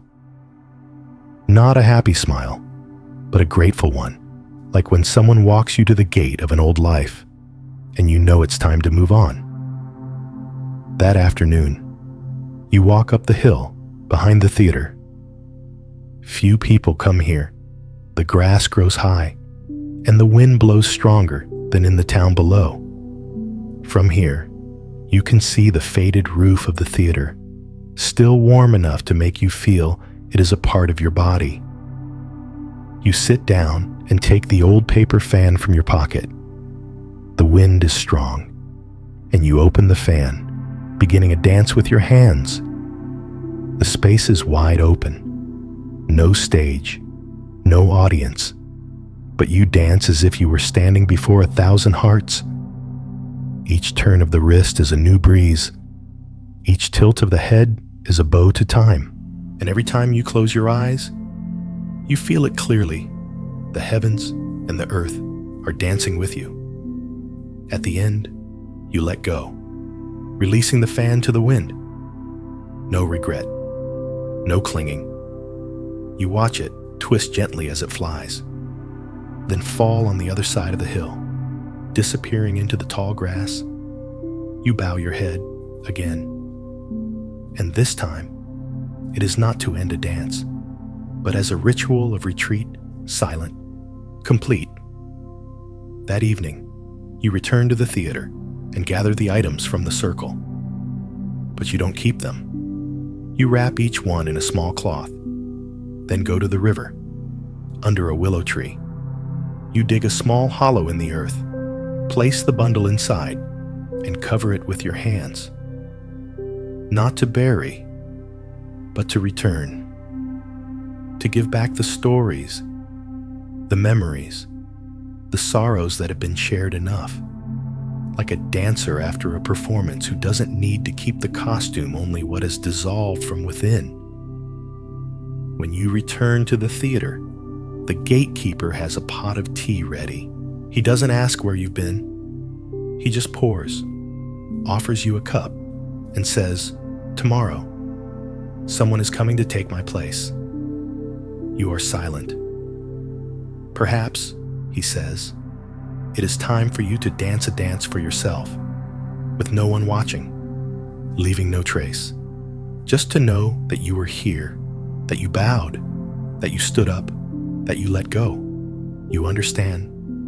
That night, you light a single lamp. No dance costume, no fan, no sound. Just you and your shadow on the wall. And you dance. Not sharp, not ornate, but light as smoke, as breath, and as you bow. The lamp's flame flickers and fades. No one needed to see. No one needed to remember. Because you know beauty does not need an audience to exist. The next morning, you don't wake to an alarm, nor to the sun. You awaken to a strange awareness. There is nothing left to wait for. The feeling is as light as a breath, but resonates like an invisible drumbeat in your chest. It doesn't rush you, nor does it make you sad. It is simply a knowing. You fold your ash blue dance costume. For the last time, you fold your shoes, wiping the dust from their heels. You don't put them in your suitcase. You place them on the stage. A connection completed. The morning breeze blows through the open door, making the robe stir slightly, as if it, too, is bowing.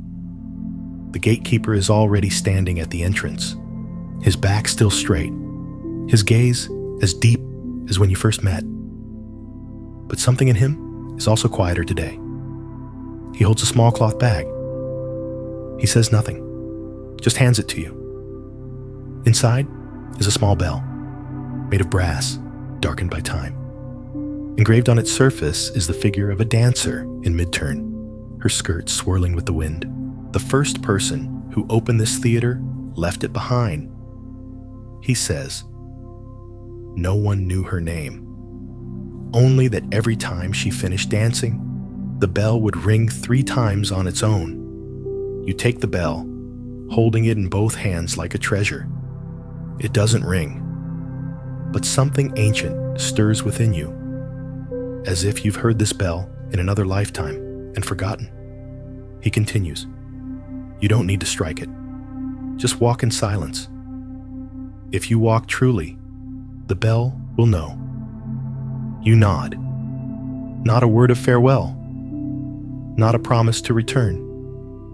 You place the bell in your coat pocket and step out of the theater through the side door, a path you have never taken before.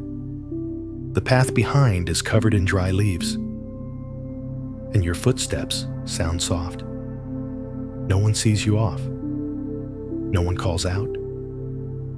But you know every person who sat in silence and watched you dance now holds a piece of the movements you left behind.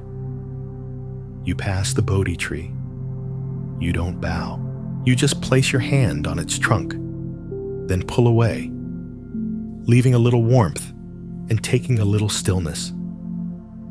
The mountain road is not long, but today you are not in a hurry. You walk with the rhythm of someone with nothing left to prove. Every step is a departure from the past without resentment. And when you reach the final slope, where you can look back at the old tiled roof one last time, you stop. You look in silence. The small theater is now just a faded dot in the lush green, but you can clearly feel every speck of dust, every wisp of tea smoke, every gaze of those who came and went. You put a hand to your pocket where the bell lies still, and then it rings. No one struck it. There was no wind, but the bell chimes 3 times, a long, deep sound that resonates in your chest. You stand still, not surprised. You just bow your head, deeply, not to the theater, but to what has been completed within you. You turn onto a smaller path where the grass grows knee-high. No one remembers your name anymore, but you no longer need them to. That evening, in a strange new town, you stop at a roadside tea stall. The owner looks at your hands and asks, "Were you a dancer?" You just smile, your gaze distant, and reply, "I was someone learning how to bow after every beautiful thing." The owner doesn't ask more, but as he pours your tea, he slows his hand just a little, as if he knows that this cup is being offered to something much larger than the person sitting before him. You stay in the strange town for 3 more days. Each day, you wake to the sound of a baker's morning call, the swish of an old man's broom on the street, the soft sigh of a house not yet fully awake, and you do nothing. You just drink tea, walk the gentle slopes, and watch people live as if you had never danced. No one recognizes you. No one asks where you came from.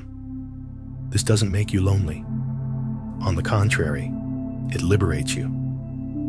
When no one expects anything of you, you stop expecting anything of yourself. On the evening of the 3rd day, you pass a small temple on a hill.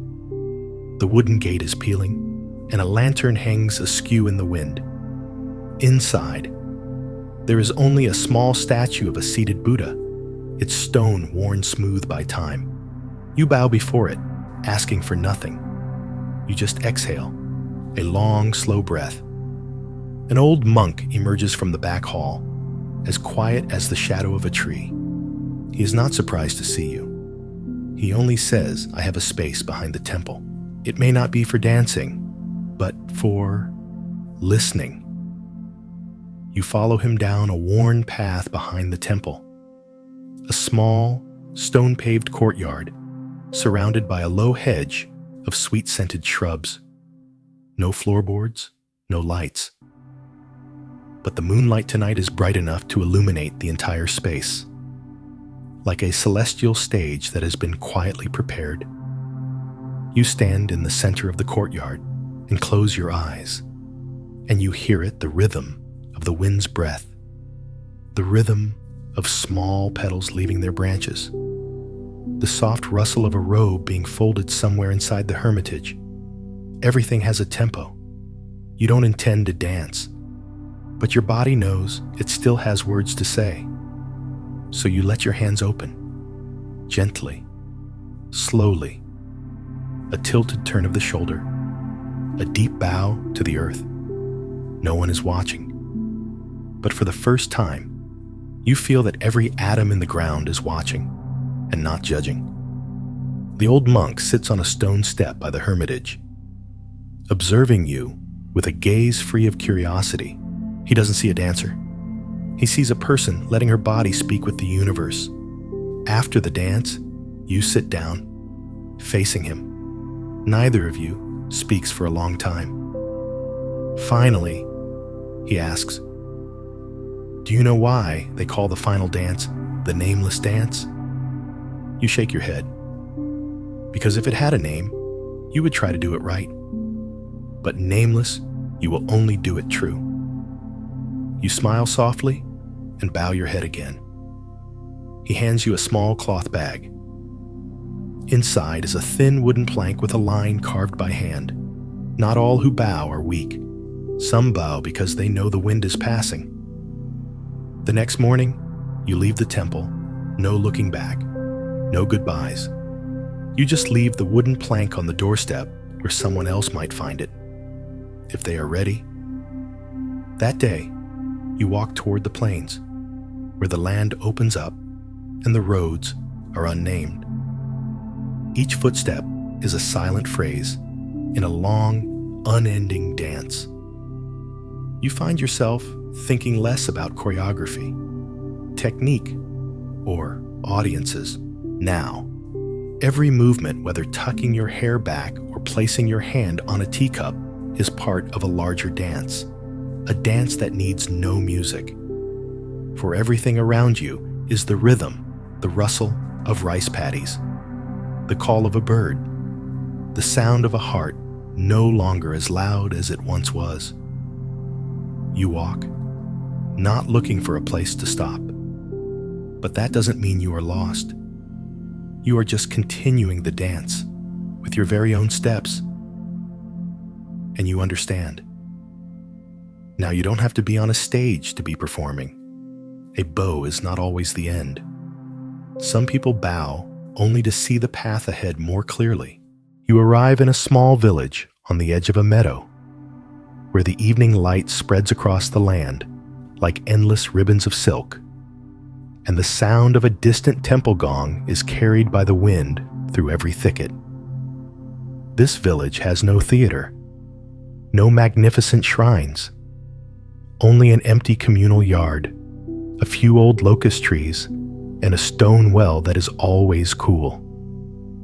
The villagers live slowly. They don't concern themselves with the outside world, nor do they ask many questions of strangers. When you arrive, they just nod a greeting before returning to their work of drying hay, sweeping yards, and cooking rice.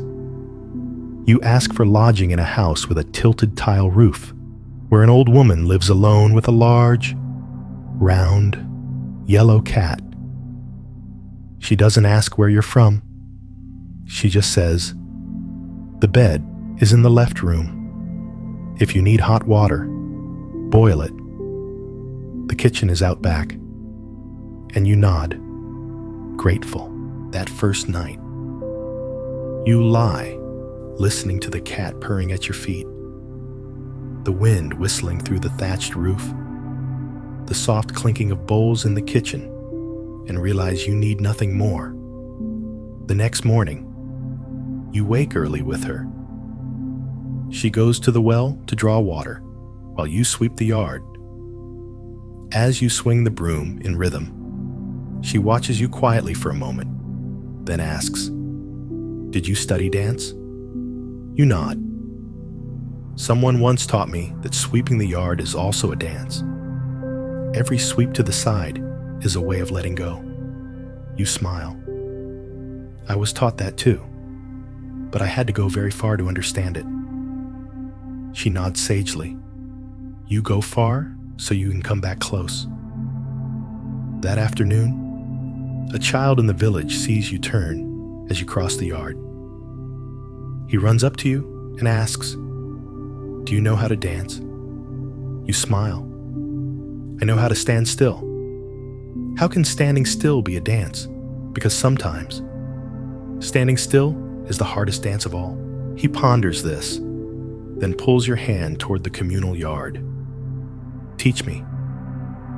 You hesitate for a moment, then you begin with a simple movement, hands opening like a bird's wings, feet touching the ground lightly. Not a lesson, just the sharing of a breath. The children gather.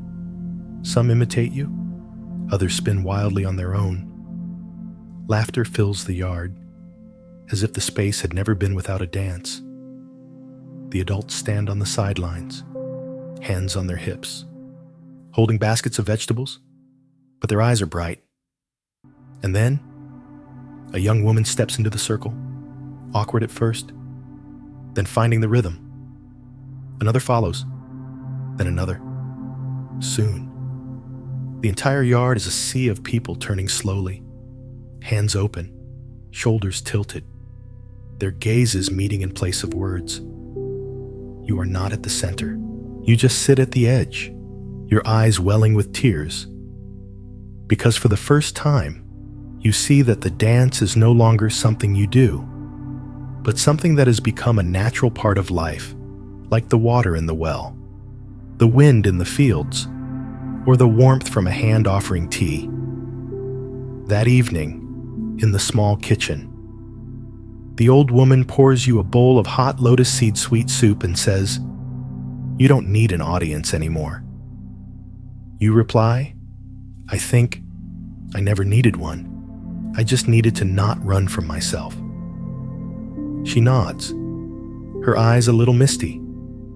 Many people live their whole lives without ever bowing to themselves. You look out the door, where the night wind gently blows through the thatched roof, carrying the scent of ripe rice and kitchen smoke. You don't know how long you will stay in the village. Maybe a night, maybe a season. But you know this for every day that passes. If you can still walk slowly, breathe evenly, and bow to the setting sun, you are still dancing. The next morning, you sit on the porch, holding a bowl of cool, leftover bean soup from dinner, your eyes on the fields stretching out under a thin layer of mist. The white egrets spread their wings, flying slowly, unhurried, as if they know beauty needs no rush. A gentle wind blows, making the thatched roof creak, and somewhere in your soul, a quiet space is slowly opening. They say morning is the easiest time for mindfulness, before the heart is swept up in the world's noise. But today, you realize your heart has been quiet since last night. And this morning, you don't need to strive for mindfulness. You are simply living. You go down to the yard and draw a small circle in the dirt with your toe. No specific reason. Perhaps to mark a moment. Perhaps to remind yourself all things return to their beginning. The children run up, calling you to the communal yard. Today, they don't ask for a dance. They bring small objects, a handkerchief, a bamboo branch, a seashell, even a doll with torn hair. Each child places their item in the center of the yard, creating a strange circle. No one guided them, but everything is in its right place. You stand outside the circle, your eyes fixed on those objects, and then, like a wordless invitation, you step into the center. You begin to move, not to perform, not to teach, but as a response to what has been laid down. Your arms extend, lift gently, then lower. Your heel turns slowly. Your eyes are half closed. No more audience, no more students, no more past. No one is watching. There's only you and the circle of life. Each movement is a greeting, a handshake with the wind, a bow to each small object lying on the ground. And when you stop, you sit down, in silence, your hand on your heart. A little boy walks up to you and whispers, "Miss, I saw you flying.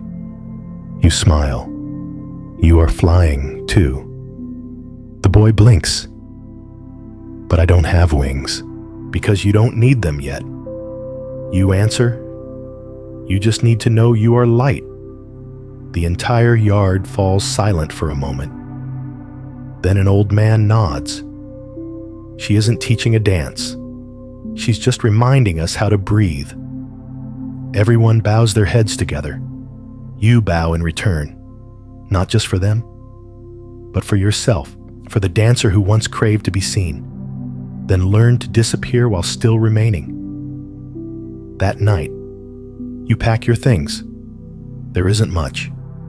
A few pieces of cloth, a small notebook, and the old brass bell you brought from the theater.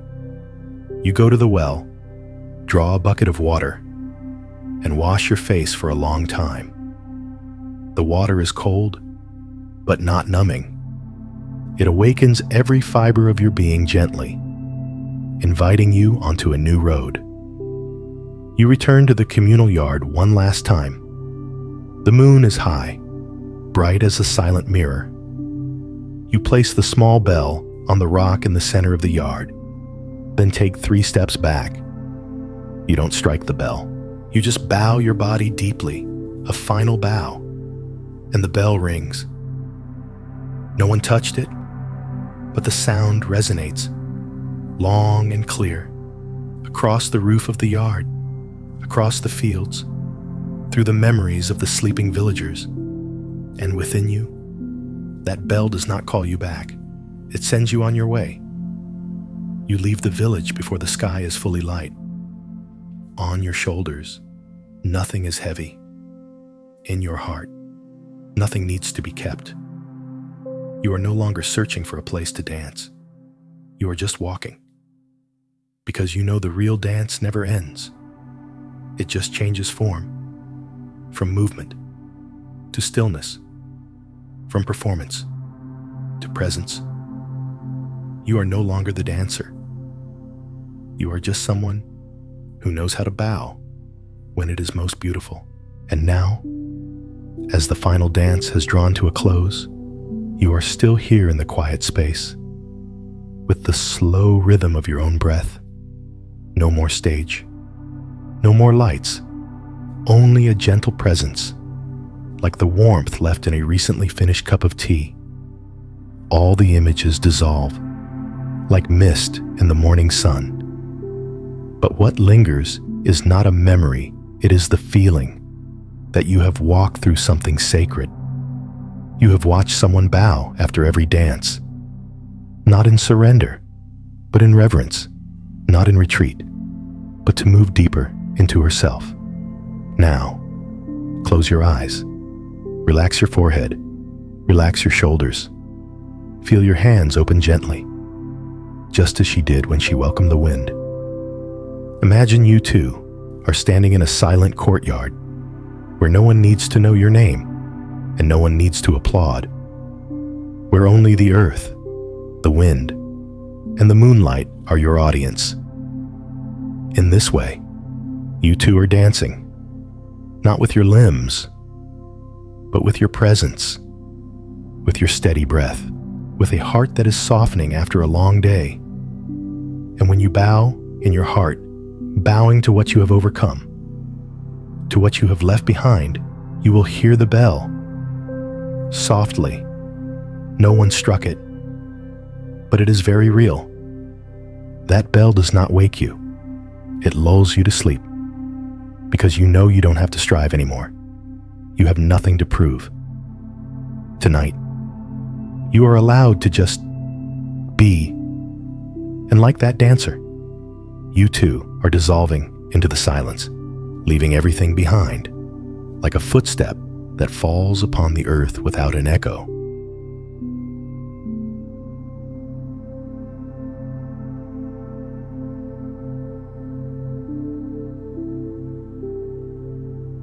Next, we're slipping quietly into an older world, one veiled in mountain mist, where pine trees lean over temple roofs and silence hums like a living thing. Nestled at the base of Korea's Baekdu Mountains, In a village so still, even the crows sound careful. There lives a man whose life is measured not by clocks, but by echoes. A bell maker. Not famous, not honored, just someone who's learned how to strike mindfulness into bronze.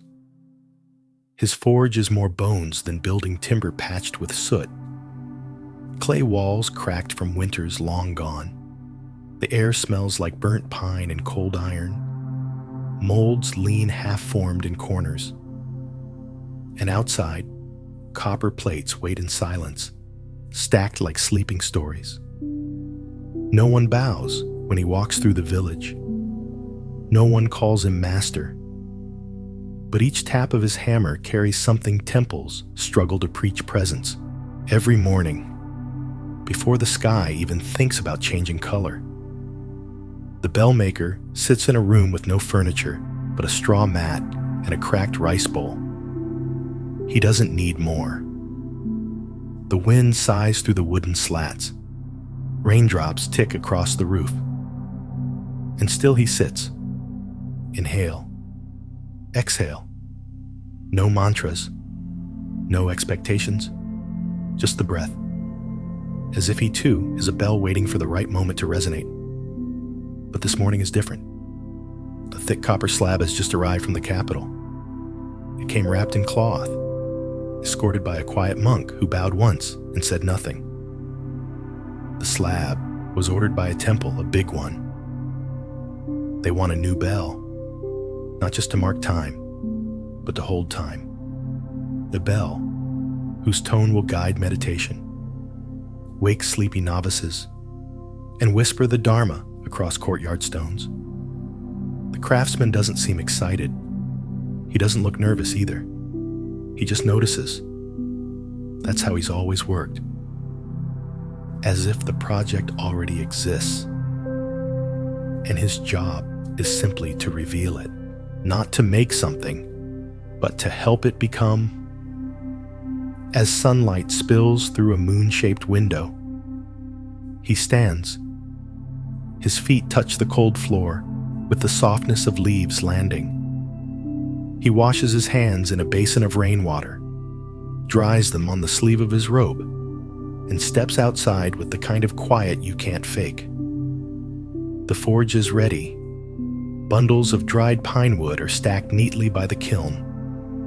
The clay for molds sits covered under burlap. And the copper cut from old artifacts, bent utensils, maybe even the shattered hand of a once sacred statue waits without expectation. Nothing is purely new here. Everything has a past. That's the nature of things. Everything returns. He begins loading the wood into the kiln, piece by piece, like lining up breaths. His back creaks, but his grip is strong. His hair is silver, his eyes steady. Someone once asked him, "Why do your bells sound like they're alive?" He only shrugged and said, "Because I don't force the sound. I wait for it to speak." The copper slab wasn't the only thing to arrive that morning. A boy came. 2, maybe 10, maybe 12. It was hard to tell beneath the oversized hat and tattered linen. He stood just outside the forge, holding a bundle of wrapped clay molds in both hands. Silent, still. Not from discipline, but from a kind of practiced smallness, like someone used to making himself invisible in the presence of adults. The bellmaker noticed him. Of course, he always noticed what others missed. "Set them down by the wall," he said, not unkindly. The boy flinched slightly, then nodded and obeyed. No questions, no explanation of who sent him or where he came from. Just clay, carefully bundled in straw, and a pair of wide eyes watching everything. Most children would have run off. Given the heat and the hammering and the silence that fills a place like this, but not this one. He stayed. Hours passed. The bell maker stirred the kiln, ground herbs into mold clay, adjusted the weight of the crucible hooks, and still. The boy sat on a stone step outside the forge, hands folded, mouth closed. It was evening before either of them spoke again. "You hungry?" the craftsman asked without looking up. The boy nodded. There wasn't much, just millet porridge, fermented cabbage, and a pinch of salt, but they shared it sitting on the floor of the forge, cross-legged between cooling tools and wood ash. The boy ate fast, but not greedily. He wiped his bowl with a torn piece of bread and placed it gently aside, like it was a sacred object. "You made those molds?" the craftsman asked eventually. The boy hesitated, then nodded again. "They're good. You've got patient hands." No reaction, just a quiet stare that seemed older than it should be. That's when the bell maker realized this wasn't just some errand boy from the temple. This kid had learned to work clay not in comfort, but in survival. Maybe he was an orphan from the outer provinces. Maybe he'd watched too many people leave. Either way, there was something familiar in the way he didn't reach for praise. Something Zen in the stillness of his shoulders. The craftsman didn't ask more. He wasn't the type. But that night, he laid out an old blanket in the corner of the forge, said nothing, just nodded toward it. The boy lay down, still silent, and the bell maker returned to his workbench, where the copper plates waited. As night deepened, the forge quieted into its own kind of meditation. The fire dimmed, the tools cooled. The silence wasn't empty. It was full of possibilities, not yet shaped. That's the thing about bell making. It's not a loud craft. Not really. Sure, there's hammering, fire, sweat. But the real shaping happens in the quiet. When the metal cools just so. When a mold rests undisturbed. When two people sit without speaking, and something still passes between them. Out in the courtyard, the old wind chime rang once, then again. Not from a gust, just the breath of the night pressing past. And in the forge, the boy slept curled like a comma at the end of a long sentence, while the bell maker placed his hand on the copper and closed his eyes. Not praying, not wishing, just listening. By morning, the fog had crept back down from the ridges, laying itself across the village like a monk's robe. Dew gathered on the stone steps, and the mountains stood veiled, their jagged edges softened by mist. The bell maker stood barefoot in the courtyard, feeling the cold soak up through the soles of his feet, as if the earth itself were whispering reminders of transience. Inside the forge, the boy was already awake, kneeling quietly beside the molds he had brought. He hadn't touched anything, just examined. Clay remembers hands, and his had left stories in the curves and grooves of each mold. The bell maker nodded to himself as he watched. This boy had the eyes of someone who saw what most people only glanced at. A bell mold is no ordinary object. It doesn't just hold shape, it holds intention. A good mold isn't only about accuracy, it's about stillness. Every tiny scratch or imbalance would echo back in bronze. What you pour into it, thoughts, mood, attention, comes out in the ring. That's the first thing they don't teach you in bell making. But it's the most important thing of all. The boy looked up as the craftsman approached. "We'll use this one," the bell maker said, tapping the largest mold. "It's clean. It breathes." The boy blinked, unsure what that meant, but nodded anyway. Out in the courtyard, a shadow moved behind the prayer banners. The monk had arrived. He was tall, with a shaved head and a deep blue robe that looked like it had been folded and unfolded 1,000 times. He carried nothing but a scroll tucked under one arm and a bowl of sesame rice in the other. His face was weathered, but not severe, like a mountain that had withstood many storms without growing bitter. They didn't greet each other with words. The bell maker simply gestured to a low bench, and the monk sat. After a long silence, the monk finally said, "It will hang in the north courtyard, between the Bodhi tree and the student dormitory. Every morning before dawn, it will sound the first call to stillness." The bell maker nodded. How large, big enough to be felt in the bones? That was all the monk said about size. Then, he unfurled the scroll.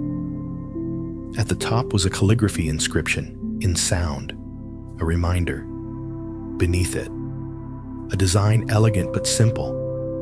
No dragons, no decorative flourishes, just lines of verses from the Diamond Sutra, spiraling like ripples from the center, not etched, but cast, meant to rise from the metal itself, so the words could be read by fingers as well as eyes. The bell maker traced the lines with his thumb.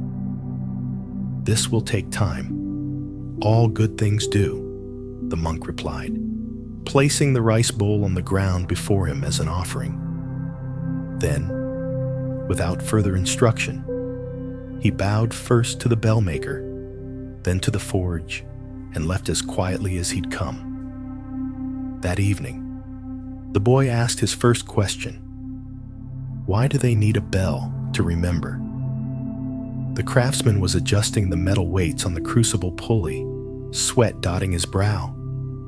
He didn't look at the boy, just said, "Because the mind forgets. That's what it does. You don't blame a fish for swimming, and you don't blame the mind for drifting." The boy tilted his head. "But if the bell just rings, won't they forget again right after?" The craftsman smiled. "Yes. That's why it rings every morning." They sat in silence again after that. But the silence wasn't empty. It was full of soundless answers. Later, when the boy drifted off to sleep again in the corner, the bell maker remained at his workbench. He etched the first verse of the sutra into a wax panel, which would later be pressed into the mold.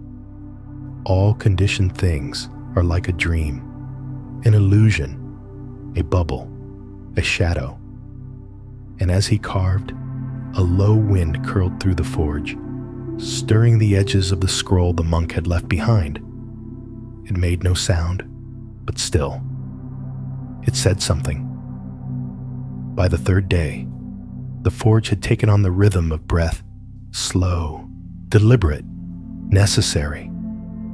Mornings were cool and blue, laced with the smell of damp earth and singed wood.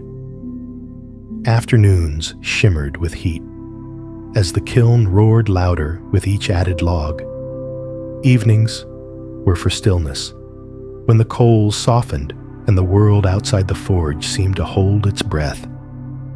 The boy began moving as if he'd always belonged there. He learned without being taught. He swept the ash, tended the fire, kept water buckets filled, and clay covered. He never asked where to stand or when to help. He simply watched, absorbed, and became part of the silence that worked alongside the craftsman. There was a moment, just after noon, when the sun came through the cracked rafters in golden beams. Dust floated in the light like tiny messengers, and the forge glowed from within.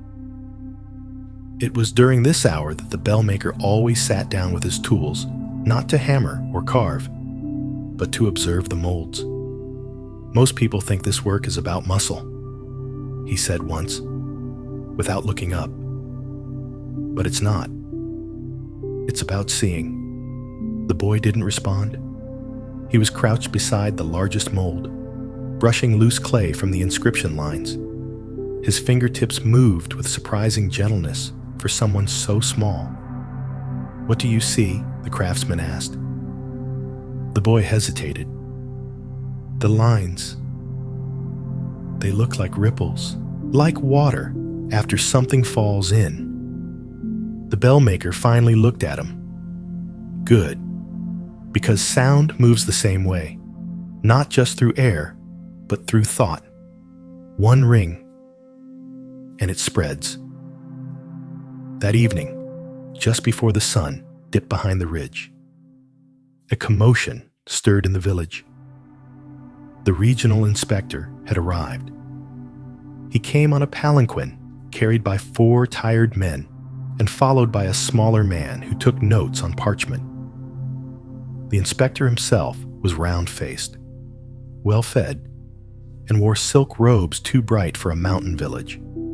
He did not bow when he entered the courtyard. He did not remove his shoes. "Is this the bell being made for Heian Temple?" he asked briskly, surveying the forge like it was a storage shed. The craftsman nodded, but said nothing. "I'll need measurements, weight, time of completion, and records of copper content." He wrinkled his nose. "And I hope you're not using scrap metal from peasants. The ministry expects purity." The bell maker stepped aside, letting the man poke around. The boy, wisely, retreated to the shadows. The inspector knocked on one of the molds with a stick, then frowned. "This looks primitive. Where's the ornamentation? The lotus rims? The guardian figures?" The craftsman raised an eyebrow. "The temple requested verses? Nothing more?" The inspector snorted, jotting notes. "Austerity is one thing, but simplicity borders on negligence." The man left shortly after, leaving behind a cloud of arrogance and sandalwood cologne. The forge felt heavier in his wake, but the bell maker didn't seem disturbed. As night fell, he sat again near the kiln, rolling thin coils of wax to outline the final characters on the mold's surface. The boy finally spoke. "Aren't you angry?" The craftsman shook his head. "That man is a ripple, too. He'll pass, but he insulted your work. He doesn't know what it is. Why be upset with a rooster for not understanding moonlight?" The boy blinked. He hadn't expected that. And somehow, it made sense. Later, after the fire had been banked and the molds covered, the boy crept up to the edge of the workbench where the bell's final verse was being carved. He read the characters aloud, slowly, a bubble, a shadow, a dewdrop, a flash of lightning. "What does that mean?" he asked softly. The craftsman didn't answer right away. He let the silence breathe. Then, almost inaudibly, he said, "It means you're not supposed to hold on." And the boy, for the first time, smiled. The forge woke early the next day, long before the sun breached the hills. Mist drifted low over the village rooftops like a forgotten blanket, and smoke from the bell maker's kiln twisted gently into the pale sky. The fire had been burning since midnight. Today would be a long one.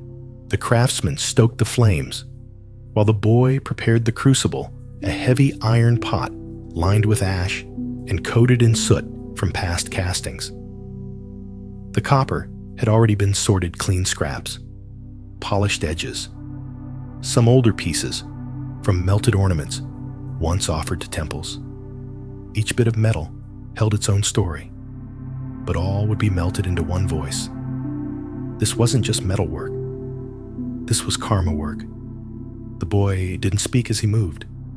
He didn't have to. Their routine was unspoken now: water, sand, pinch of salt in the mold joints, checked the pulley ropes. One glance from the craftsman, and the boy responded like a second heartbeat.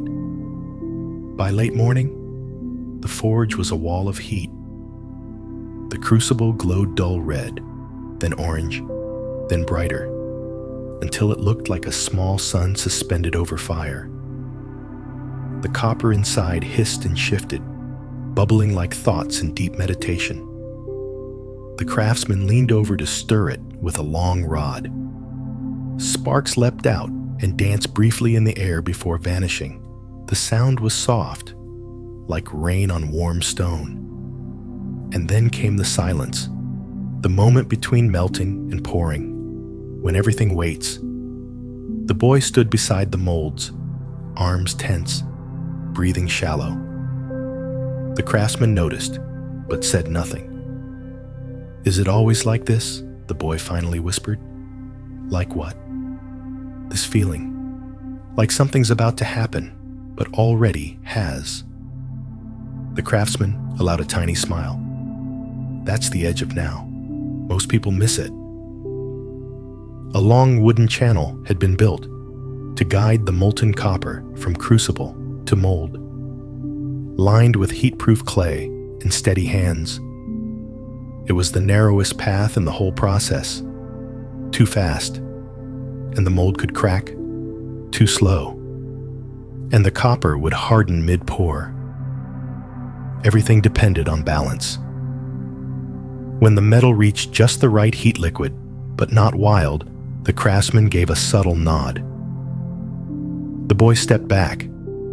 The crucible tipped, and the world held its breath. Molten copper flowed like syrup made of stars, lighting the channel with a glow that flickered across the forge walls.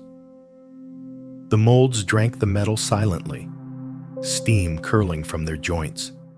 The only sound, a low hiss like a whispered prayer.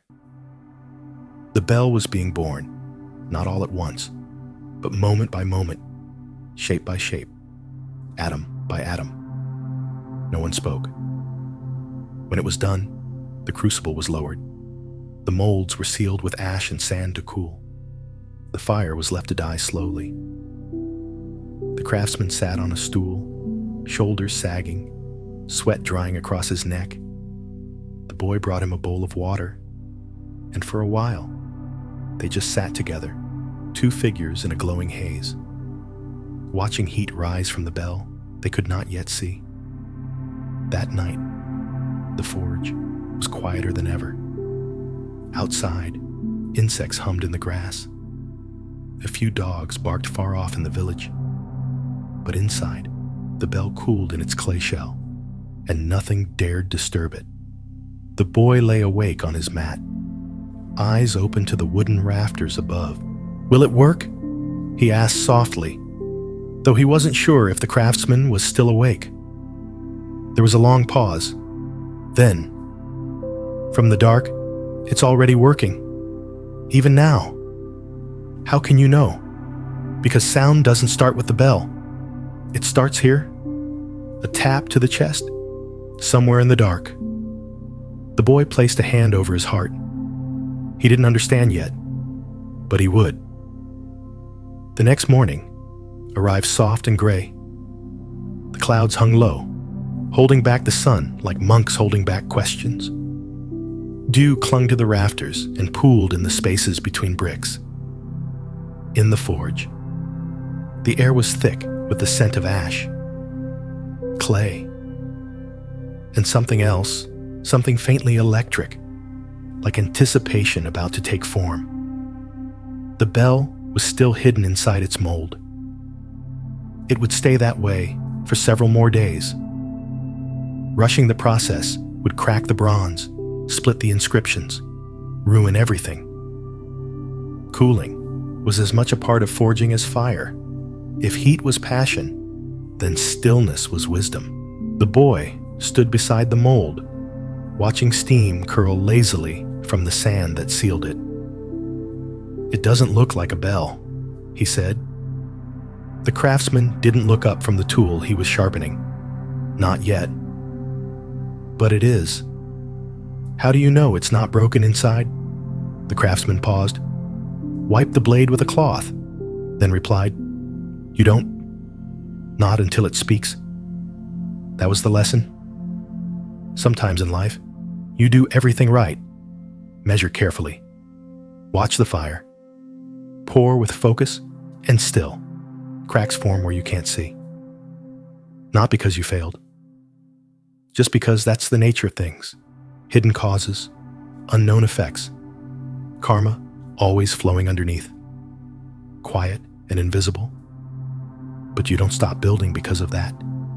You just keep listening. That afternoon, the craftsman left the forge. It was rare. He didn't like being away from the fire for long, but he had to visit the temple, check the frame where the bell would hang, ensure the supports were stable, that the sound could travel without resistance. The boy stayed behind. The forge felt different, without the old man, less like a working space, more like a sacred site between heartbeats. He moved carefully, as if every sound he made might wake something sleeping. Then he saw it. A smaller mold tucked into the back corner, half buried under burlap. It wasn't shaped like the others. Curious. He lifted the covering and found a half-formed bell smaller, thinner, and cracked all along one side. Its surface was unfinished, and instead of verses or lotus petals, it had one single word pressed into the wax empty. The boy reached out to touch it. The crack felt old, long healed, but still there. That night, when the craftsman returned, the boy asked, "Why did you keep the broken one?" The old man didn't answer right away. He washed his hands, stoked the coals, sat down. Then he said, "That was my first bell." The boy blinked. "But it's broken." The craftsman nodded. "Yes, and that's why I keep it. Weren't you upset I was? For years, I thought it meant I wasn't ready, that I had wasted metal, that I'd failed." He ran a finger along the handle of his teacup. "But now, I realize it was just teaching me." What did it teach? The craftsman looked at him with eyes full of soot and patience. That everything breaks, but not everything is ruined. The next few days passed slowly. The bell inside the mold cooled inch by inch. The boy began sanding down old tools, prepping wax for the next round of inscriptions. He worked without asking, but the craftsman noticed. "You've been patient," he said one morning. The boy shrugged. "The bell has 2. The craftsman grinned. "Then tomorrow," he said, "we open it." And the boy, though he said nothing, felt a quiet thrill move through his chest, like a chord struck gently in the center of his ribs. Tomorrow, the bell would reveal itself, not just its shape, but its truth. Dawn arrived without ceremony. No bird song, no sunrise, just a pale, even light settling over the village like the hush before a monk's first breath in zazen. The forge was already awake. The bell maker stood with sleeves rolled, palms dusted with ash, and eyes fixed on the mold as if it were a living thing about to speak. The boy stood beside him, bare feet cold on the packed earth. Neither of them said a word. They began with the top. The outer sand seal was brushed away, layer by layer, each stroke deliberate, each movement measured. The bell had spent 6 days in darkness, and now, like a sleeping thought at the edge of waking, it would be revealed. First came the rim, still dull from fire, but intact. Then the shoulders, wide and smooth. The clay flaked away like dead bark, and beneath it, the bronze curved in steady lines, each verse of the sutra now part of the metal itself, not written, but become. The boy leaned in close, fingers twitching with the urge to touch. "Not yet," the craftsman murmured. "Let it finish becoming." They worked until the sun was high. By noon, the bell lay free of its shell, half buried in powdered clay, its surface still warm, humming with silence. It was beautiful, not ornate. There were no dragons, no swirling clouds, but balanced. The verses spiraled outward in perfect geometry, like a fingerprint carved by breath. Even the boy could feel it. This wasn't just a bell. It was a message, a reminder, a shape given to mindfulness. But beauty didn't guarantee function. It still had to ring. The craftsman knew this. Of course, every bell ever forged carried this moment inside it, the first sound, not a test, not a ritual, a revelation. If the metal had cooled wrong, if the mold had cracked unseen, if the balance was off by even a hair, the sound would betray it. He glanced at the boy, who was watching with a strange stillness, arms crossed tight across his chest. "You ready?" the old man asked. The boy nodded, but his eyes flickered. The craftsman picked up the striker, a slender wooden mallet, worn smooth by use. He approached the bell, not quickly, like one might approach an animal or a sleeping truth. He stood just to the side, lowered his body slightly, and exhaled. Then, gently, he tapped the rim, and the bell sang. It wasn't loud. It didn't need to be. The note was low, round, and impossibly clear, like a drop of water falling into a perfectly still lake. It rippled through the air, through their ribs, through the floor, beneath their feet. It was the kind of sound you didn't just hear. You remembered. The boy blinked. He looked at the craftsman, and for the first time in days, he whispered, "It worked." The old man gave a small nod, then set the mallet down. "Not because of me," he said. "Then who?" The craftsman turned toward the door of the forge, where sunlight now poured in and caught the dust midair. Because everything else did what it had to. The fire, the clay, the waiting. I just stayed out of the way. That night, they didn't eat in silence. They talked. The boy asked how many bells the craftsman had made. 32, he said. Were they all like this? No, the old man replied. Some were louder, some cracked. Some ended up melted and reused. Do you remember them all? The craftsman looked into the fire, then nodded slowly. Each one had its own lesson. He poked at the coals. This one's lesson is restraint. The boy frowned. What do you mean I could have added more? Decoration, symbols, more fire. But it didn't need all that, just attention. The boy sat with that. Restraint, not silence, but choosing what not to say. Like the bell, holding back its voice until the moment it was asked. He thought about that long after the fire had burned down, and the forge had faded into shadows. And somewhere in the dark, the bell, cool now, whole waited. The next day came with wind.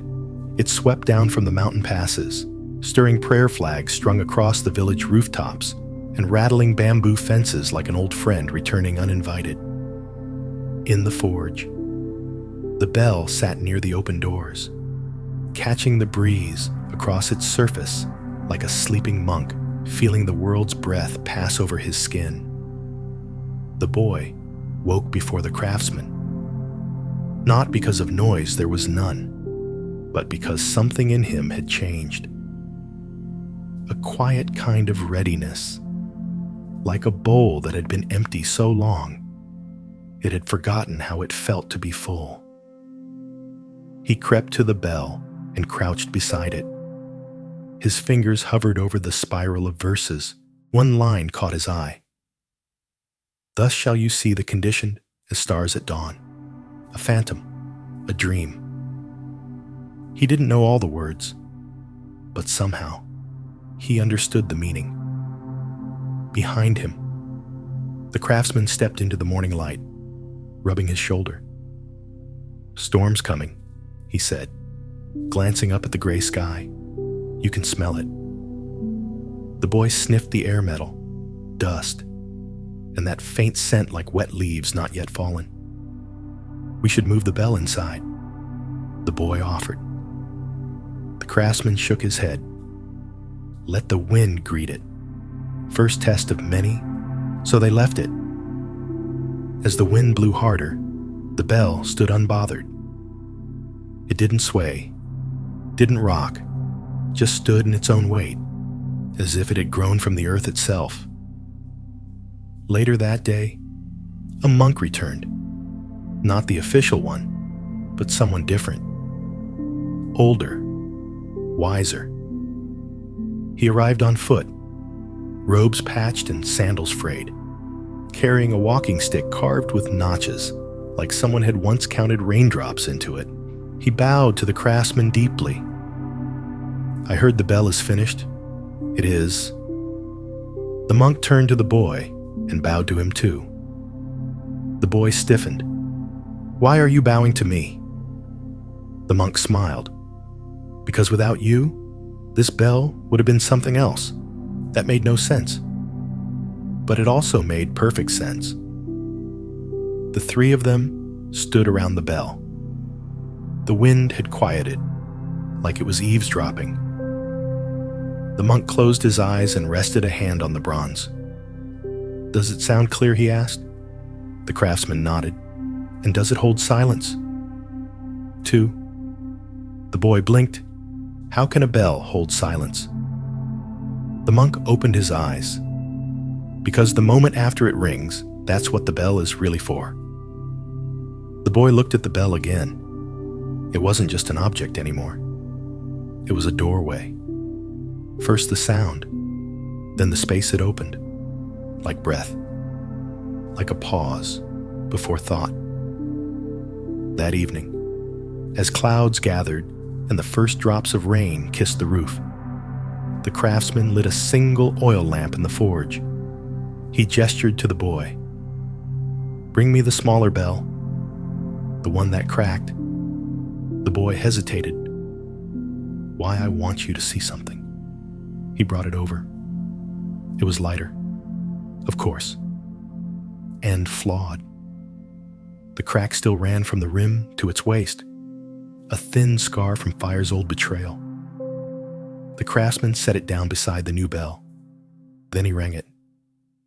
The sound was sharp, uneven.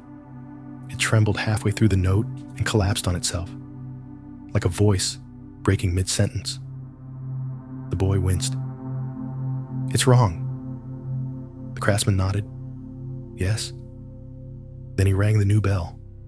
The sound rolled out, warm and deep, wrapping around the forge like steam curling from tea. The boy exhaled. But listen again, the craftsman said. He struck both bells at once, just a breath apart. The sounds clashed, then separated, then found an odd rhythm. The flawed bell sang sharp. The whole one round, together. It was messy, human, real. Sometimes, the craftsman said, it's not about perfect sound. It's about how flaws teach you to hear. The boy didn't speak. He just nodded and looked down at his own small hands, clay-stained, blistered, capable. Maybe, he thought, even cracked things can sing. Rain swept through the village that night, not heavy, not violent, but steady, like a long exhale drawn from the lungs of the sky. It tapped softly against the forge roof, rolled down the eaves, and pooled in the cracks of the stone courtyard. Inside, the fire had been banked low, and the two figures, bellmaker and boy, sat cross-legged in the amber glow of the oil lamp, listening not to each other, but to the world softening around them. The bell sat between them like a third presence. It shimmered faintly in the firelight, still holding warmth from the casting, still breathing from within. Its verses gleamed under the condensation that clung to its surface, each word glistening like truth, revealed through patience. The boy broke the silence. "How did you learn all this?" he asked. The craftsman smiled without looking up. "By doing it badly, over and over. No teacher. Life is a teacher. And failure has a very specific way of speaking when you're willing to listen." The boy nodded. He thought about the cracked bell again, about his own mistakes. The bowl he once fired that shattered in the kiln, the wax mold he had ruined by pressing too hard. So, everything I mess up is just part of learning. The old man raised an eyebrow. "Only if you're awake when it happens." Outside, the wind changed direction. They both looked toward the open doors. The rain had slowed, replaced by a cool hush that hinted at a shift. Something was coming, not danger. Exactly. But movement. Change. The kind that often arrives without warning, but has been in motion all along. "We should cover the bell," the boy said. The craftsman didn't move. "No," he said softly. "Let it feel the rain. It remembers fire. Now it needs water." The next morning, a small group arrived from the temple. They came on foot, hoods up, eyes low. Novice monks, likely sent ahead of the main procession, tasked with helping prepare the bell for its journey. Among them was a young girl, barely older than the boy, carrying a cloth of pale yellow, used to wrap sacred objects. She approached the bell with the sort of reverence that belongs more to silence than to ceremony. The boy watched her closely, not with shyness, but with a kind of recognition. She, too, understood something. He had only just begun to grasp that sacredness wasn't about decoration. It was about attention. She placed the cloth gently over the bell, and for a moment, no one moved. Then one of the monks cleared his throat. "We're ready to carry it." The craftsman nodded. "Be careful. It sings best when it's not hurried." It took 6 of them to lift the bell, 3 on each side, gripping the wooden beam that ran through its top. The boy stood off to the side, suddenly unsure what to do with his hands. As they hoisted it, the bell let out the faintest hum, not from being struck, just from moving. The boy caught the sound and held his breath. It was like hearing a thought form, a whisper of intention made real. "Can I go with it?" the boy asked, turning to the craftsman. The old man looked at him for a long time, not surprised, not even thoughtful, just accepting. "No," he said gently. "It's not your bell anymore." The boy swallowed. "But you can visit," the old man added, placing a hand on the boy's shoulder. "And you'll hear it, even from far away, if you've really been listening." The monks began their slow walk down the stone path toward the village center. The bell, rocking gently between them like a heartbeat on a string. The boy stood in the doorway of the forge, hands at his sides, and when the bell disappeared from view, he didn't feel loss. He felt space, like something had left just enough behind for him to grow into. The forge felt different after the bell was gone. It wasn't emptier, exactly, just quieter in a new way, like a tree after its leaves have fallen, not lifeless, but revealed. The boy swept the courtyard in slow, wide arcs, letting the broom trace circles in the dust. With every movement, he felt the weight of the past few weeks settle into his shoulders like a robe he hadn't noticed he was wearing until now. The craftsman returned from the village late that morning. He carried nothing, said little, just walked past the open gate and into the forge like he always did, as if no change had occurred at all. But the boy saw it. He saw the hesitation in the way the craftsman paused by the empty spot where the bell had rested. He saw the glance quick, almost guilty, toward the cracked bell on the shelf. He saw the breath that came slower than usual. "You okay?" the boy asked. The old man gave him a sideways smile. "I'm just learning how to listen to nothing again." They spent the rest of the day tending to small things, repairing a warped ladle, patching a hole in the kiln wall, mixing a new batch of mold clay. The rhythm had returned, but the music had changed. Where once there had been urgency, now there was curiosity. Where once there had been pressure, now there was room. That night, as they sat over bowls of rice and pickled radish, the boy asked, "What will you make next?" The craftsman chewed thoughtfully. "I don't know," he admitted. "Maybe nothing for a while." The boy nodded slowly. "You always rest after a bell." The craftsman's eyes twinkled. "Sometimes I rest before one and don't even know it." They both chuckled. And for a few minutes, the only sound in the forge was the gentle scrape of chopsticks and the creak of floorboards cooling in the night air. Then the boy said something unexpected. "I think I want to make one." The old man raised an eyebrow. "A bell." The boy nodded. "A small one. Just to try. Not for a temple or anything." The craftsman didn't respond right away.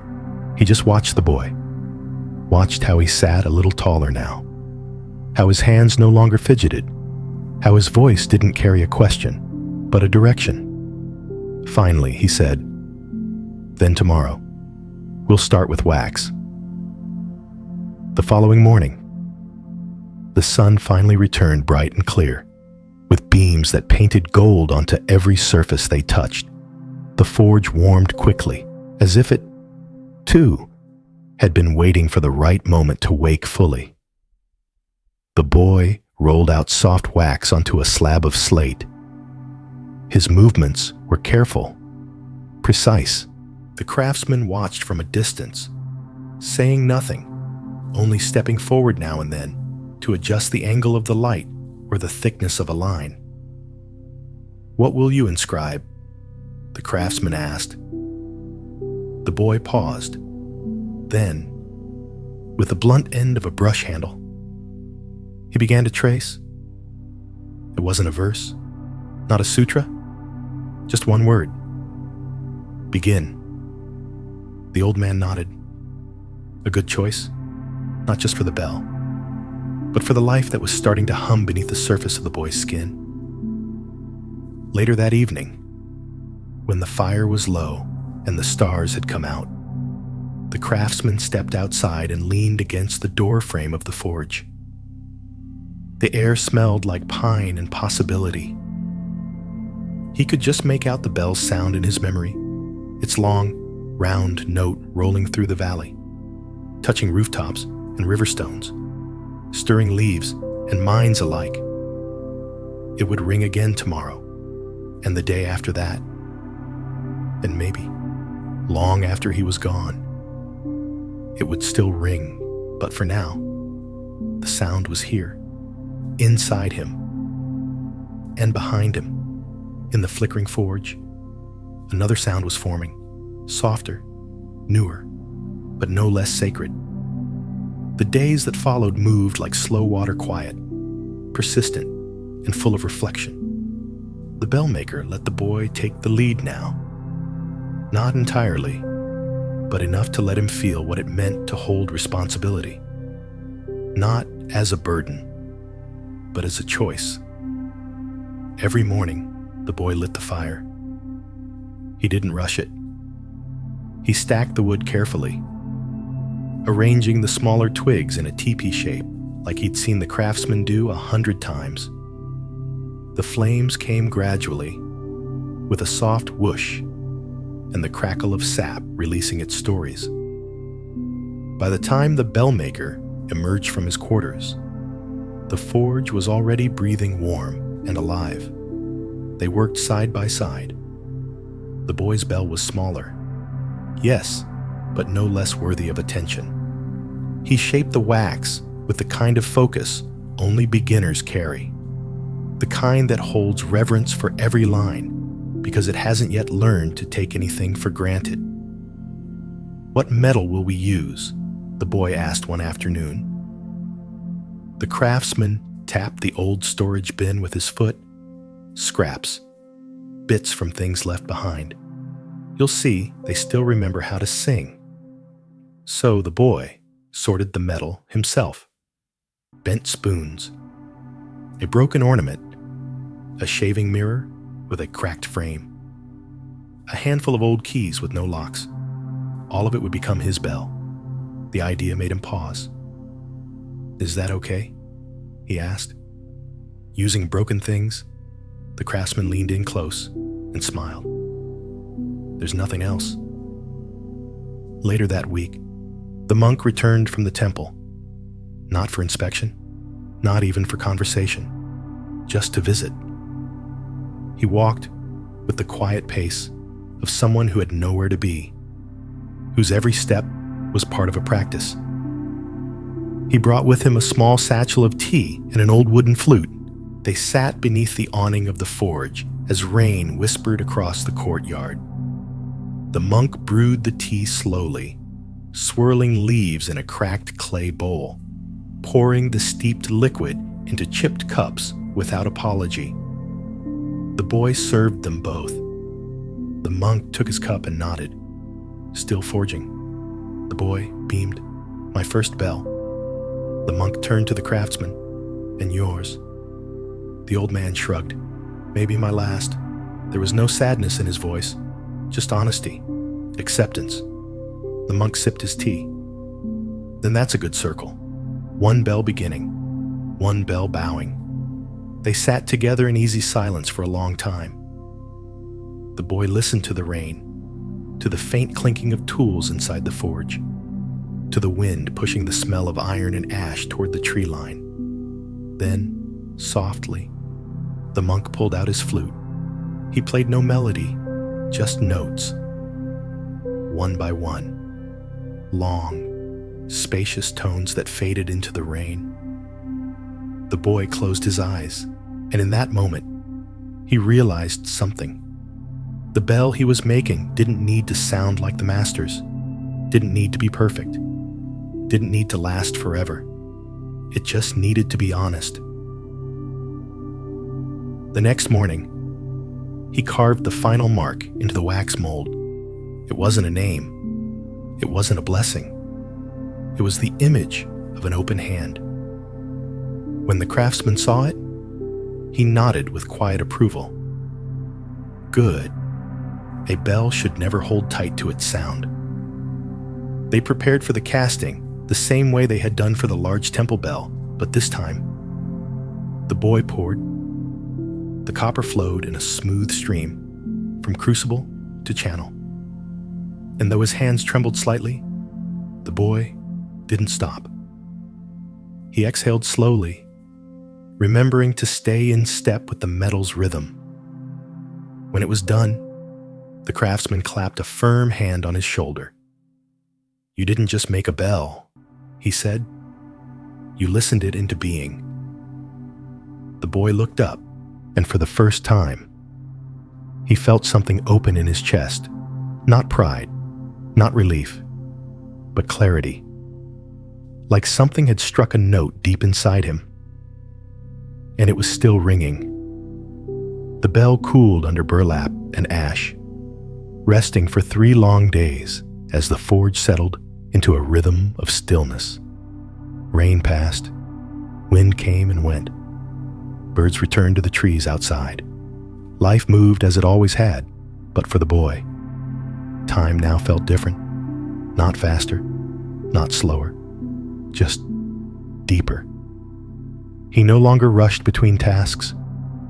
He walked like the bell had taught him, measured, present, not with the stiff discipline of someone trying to impress, but with the natural pace of someone who understands that nothing can be forced, that things unfold as they must. On the morning of the fourth day, the craftsman handed him a dull-bladed chisel and simply said, "Begin." No instructions, no warnings, just the invitation. The boy knelt beside the mold and started to carve away the outer shell, each layer flaked off in chalky curls, revealing bronze beneath. The bell didn't gleam. It wasn't polished, but it breathed. Every time the boy peeled back another strip of clay, he felt as though he were unwrapping something, not a thing, but a truth. When the last of the mold fell away, he sat back and stared. It was uneven. The lines of the hand he'd etched were softer than he'd planned. One side dipped slightly. The rim was a bit thicker than the other, but it stood, whole, solid. And when he reached out and touched it, it was still warm, not from fire, but from the memory of being formed. Behind him, the craftsman spoke.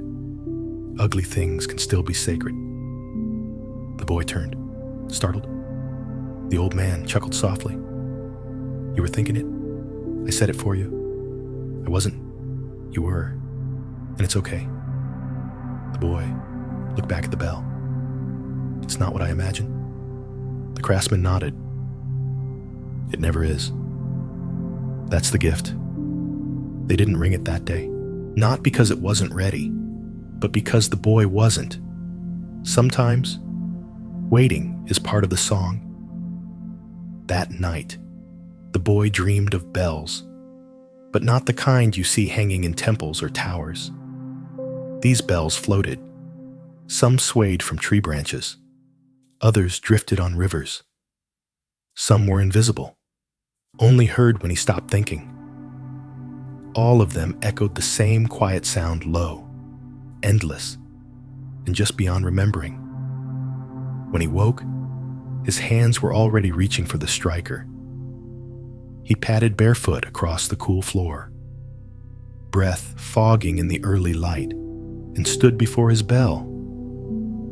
It looked smaller now, not in a lesser way, just intimate, like something meant to be close to the chest.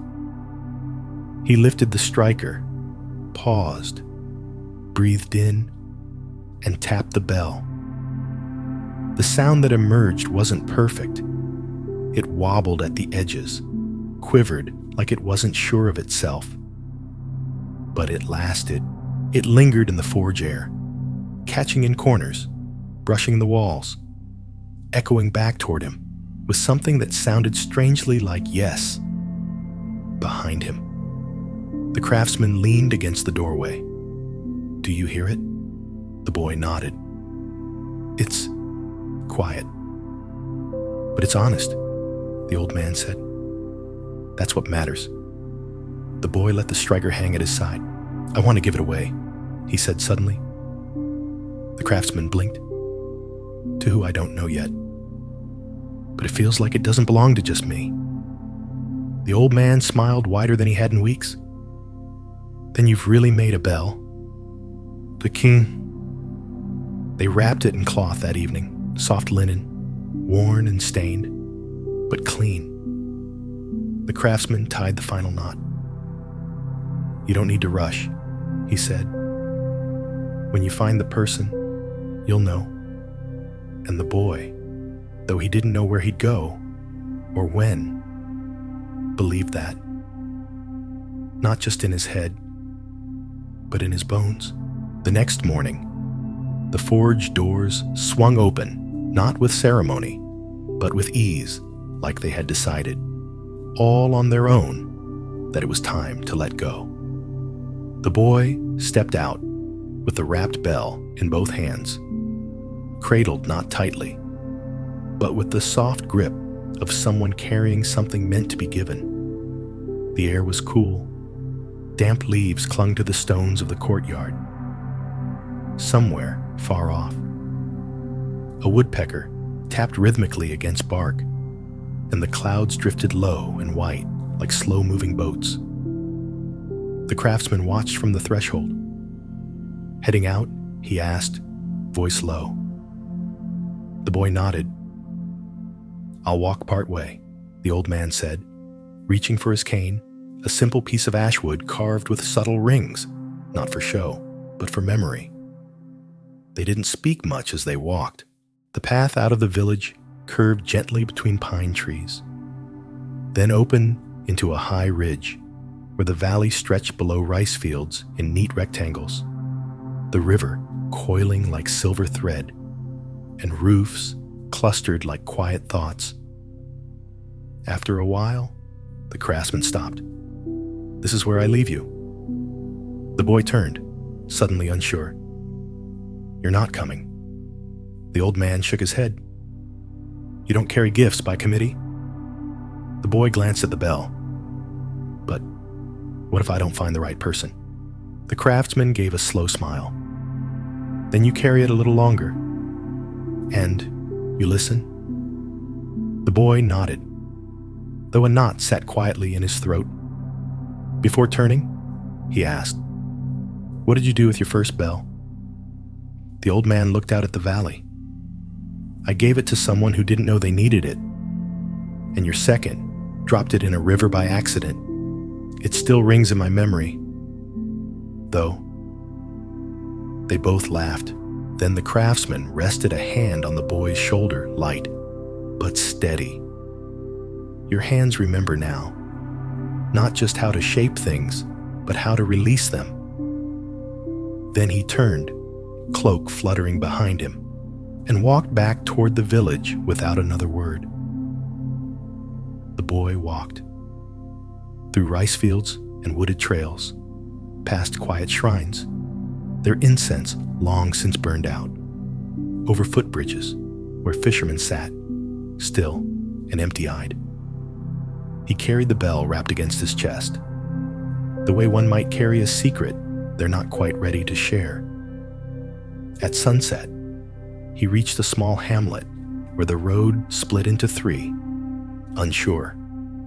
He sat beneath a tree, bell beside him, arms wrapped around his knees. That's where she found him. A girl maybe 9 barefoot, with a basket of yams slung over one shoulder and a look that was part curiosity, part challenge. "What's in the bundle?" she asked.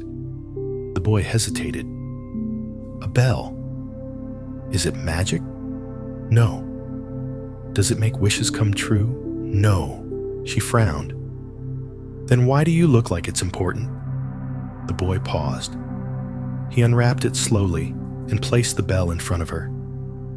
"Because I made it," he said. She crouched, eyes wide. "Can I hear it?" He nodded. She picked up a stick and gave the bell the gentlest tap she could manage. The note rang out, not proud, not shy, just clear. The girl stared at it like it had just spoken her name. Then, quietly, she said, "My brother can't sleep. He says his head is too loud." The boy nodded. "Maybe this will help." He wrapped the bell again and held it out. She blinked. "You're giving it to me, not to keep, just to use. Then give it to someone else who needs it." She considered. "What if I don't know who that is?" "You'll know," he said. She took it with both hands, suddenly very serious. "Okay." And just like that, the bell found its place, not in a temple, not in a monastery, but in a dirt road village where sleep had been waiting for a sound to soften it. That night, the boy slept beneath the same tree, the wind weaving gently through its branches. He didn't dream. He didn't need to. Something inside him had already rung. The boy returned to the village a few days later, though it didn't feel like returning. The road looked the same, the bent pines, the mossy stones, the small shrines built into roots and cracks, but he was no longer just walking through it. He was walking with it. The forge came into view just as the sun broke through a veil of clouds, scattering gold across the rooftop. Smoke curled gently from the chimney, and the unmistakable rhythm of a hammer striking metal rang faintly through the trees. He smiled. It wasn't a bell this time, just repairs. Even still, the sound held presence. The craftsman was at his bench, sleeves rolled, fixing a cracked rice pot with a band of copper wire. When he saw the boy, he didn't say welcome, didn't ask what happened, just nodded, as if the rhythm between them had never skipped. "You're back," he said. The boy set down his travel pack, only for a little while. The old man glanced up, eyebrows raised, just long enough to leave again. The boy nodded. There are other bells. The craftsman grunted in approval. They didn't talk much that day. They worked shoulder to shoulder, shared lunch under the eaves when the rain came again. The boy told the story of the little girl, the yam basket, the question about magic. The old man laughed not loudly, but in a way that made the walls feel warmer. And when the sun set, they stood outside and listened to the temple bell. Far away, faint through the hills, it sang. The boy closed his eyes. "That one sounds like breath," he said. The craftsman smiled. "Then it's doing its job." Later, in the quiet of evening, the boy cleaned the cracked bell again, the one the craftsman had made long ago, still resting on the shelf like a lesson carved in bronze. He turned it gently in his hands, letting his fingers follow the line of the fracture. "Why didn't you melt it down?" he asked. The old man thought for a while, then answered, "Because there are some failures you carry, not a race. This one taught me patience, showed me how fire listens, showed me how I don't." He took the bell and struck it gently. It still rang crooked, but clear. "See," he said, "it has a place. It reminds me that not everything has to be beautiful to be useful." The boy looked at the bell, then looked at his own hands. His fingers still bore clay under the nails, the faint pink of heat exposure, the scars of grip. But they were strong now, not just from labor, but from knowing when to let go. "Do you think I'll ever make one as good as yours?" he asked. The old man turned sharply. "No." The boy blinked. Then the craftsman added, "Because you'll make one better, not louder, not prettier, but one that's yours, that no one else could make. That's the point." The boy let that sink in and smiled.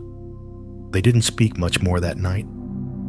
The forge dimmed, the fire curled inward, and outside, the moon hung low, as if listening for the echo of an old story told in new voices. Morning light slid across the floor of the forge like spilled tea, slow, golden, and deliberate. The boy sat by the hearth, wrapping a new bundle of soft wax rods in cloth. He was leaving again today, not for ceremony, not for destination, just because it was time. The craftsman sat nearby, sharpening a tool that barely needed sharpening, not because he planned to use it, but because it had always been part of his morning steel on stone, motion as meditation. "You have a place to go?" he asked without looking up. The boy shook his head. "Not really." The craftsman nodded. Good. That means you'll be able to hear what, not instructions, not advice, but the world when it speaks without words. He left at midday with only a small satchel and a wrapped bundle of wax. No map, no plan. Just the memory of heat and waiting and listening. The path led through the northern forest, where the leaves were beginning to fall and the light came down in long columns, like blessings for anyone willing to stand still. Along the way, he stopped at a stream, sat beside it, listened, not for voices, not for meaning, just for the sound of water wrapping around stone. And for the first time, he understood this was forging too. This was casting soft metal in the form of thoughts, of steps, of pauses. By evening, he reached a hill where an old traveler's hut stood beneath a leaning cypress. No one lived there, just a fire pit, a few stones for sitting, and a roof that had been patched with intention, not perfection. He built a fire, not because he needed warmth, but because some things are meant to be kindled, even if only briefly. He pulled out a wax rod and, with the edge of a flat stone, began to shape it, not into anything specific, just motion, just response, just the curve of instinct and memory passing through fingers. And as night settled around him, stars pressing gently into the sky, he thought of the first bell, the one he had helped pour, the one that sang in the valley temple. He imagined its sound reaching someone even now, maybe a monk, waking from restless sleep, maybe a farmer, standing in quiet awe before the dawn, maybe no one at all.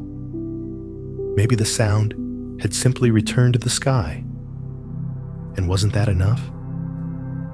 Somewhere deeper in the night, wind passed through the trees.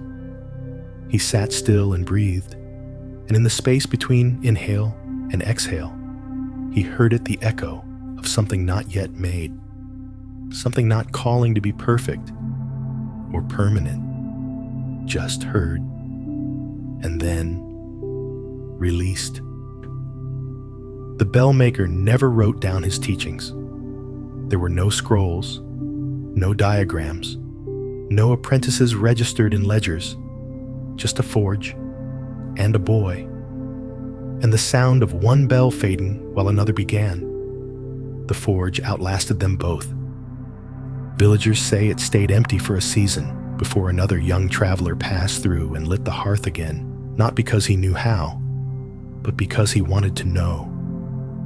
And in time, the forge learned his rhythm too. Bells still hang in the valley. Some cracked, some smooth, none perfect, all meaningful. And somewhere in the mountains, on certain days, if the wind is right and the moment is still enough, you can hear one long note, deep and clear, rising from a temple roof or rolling through a forest path. A sound that reminds you, not everything that echoes asks for an answer. Some just ask you to listen and then let go.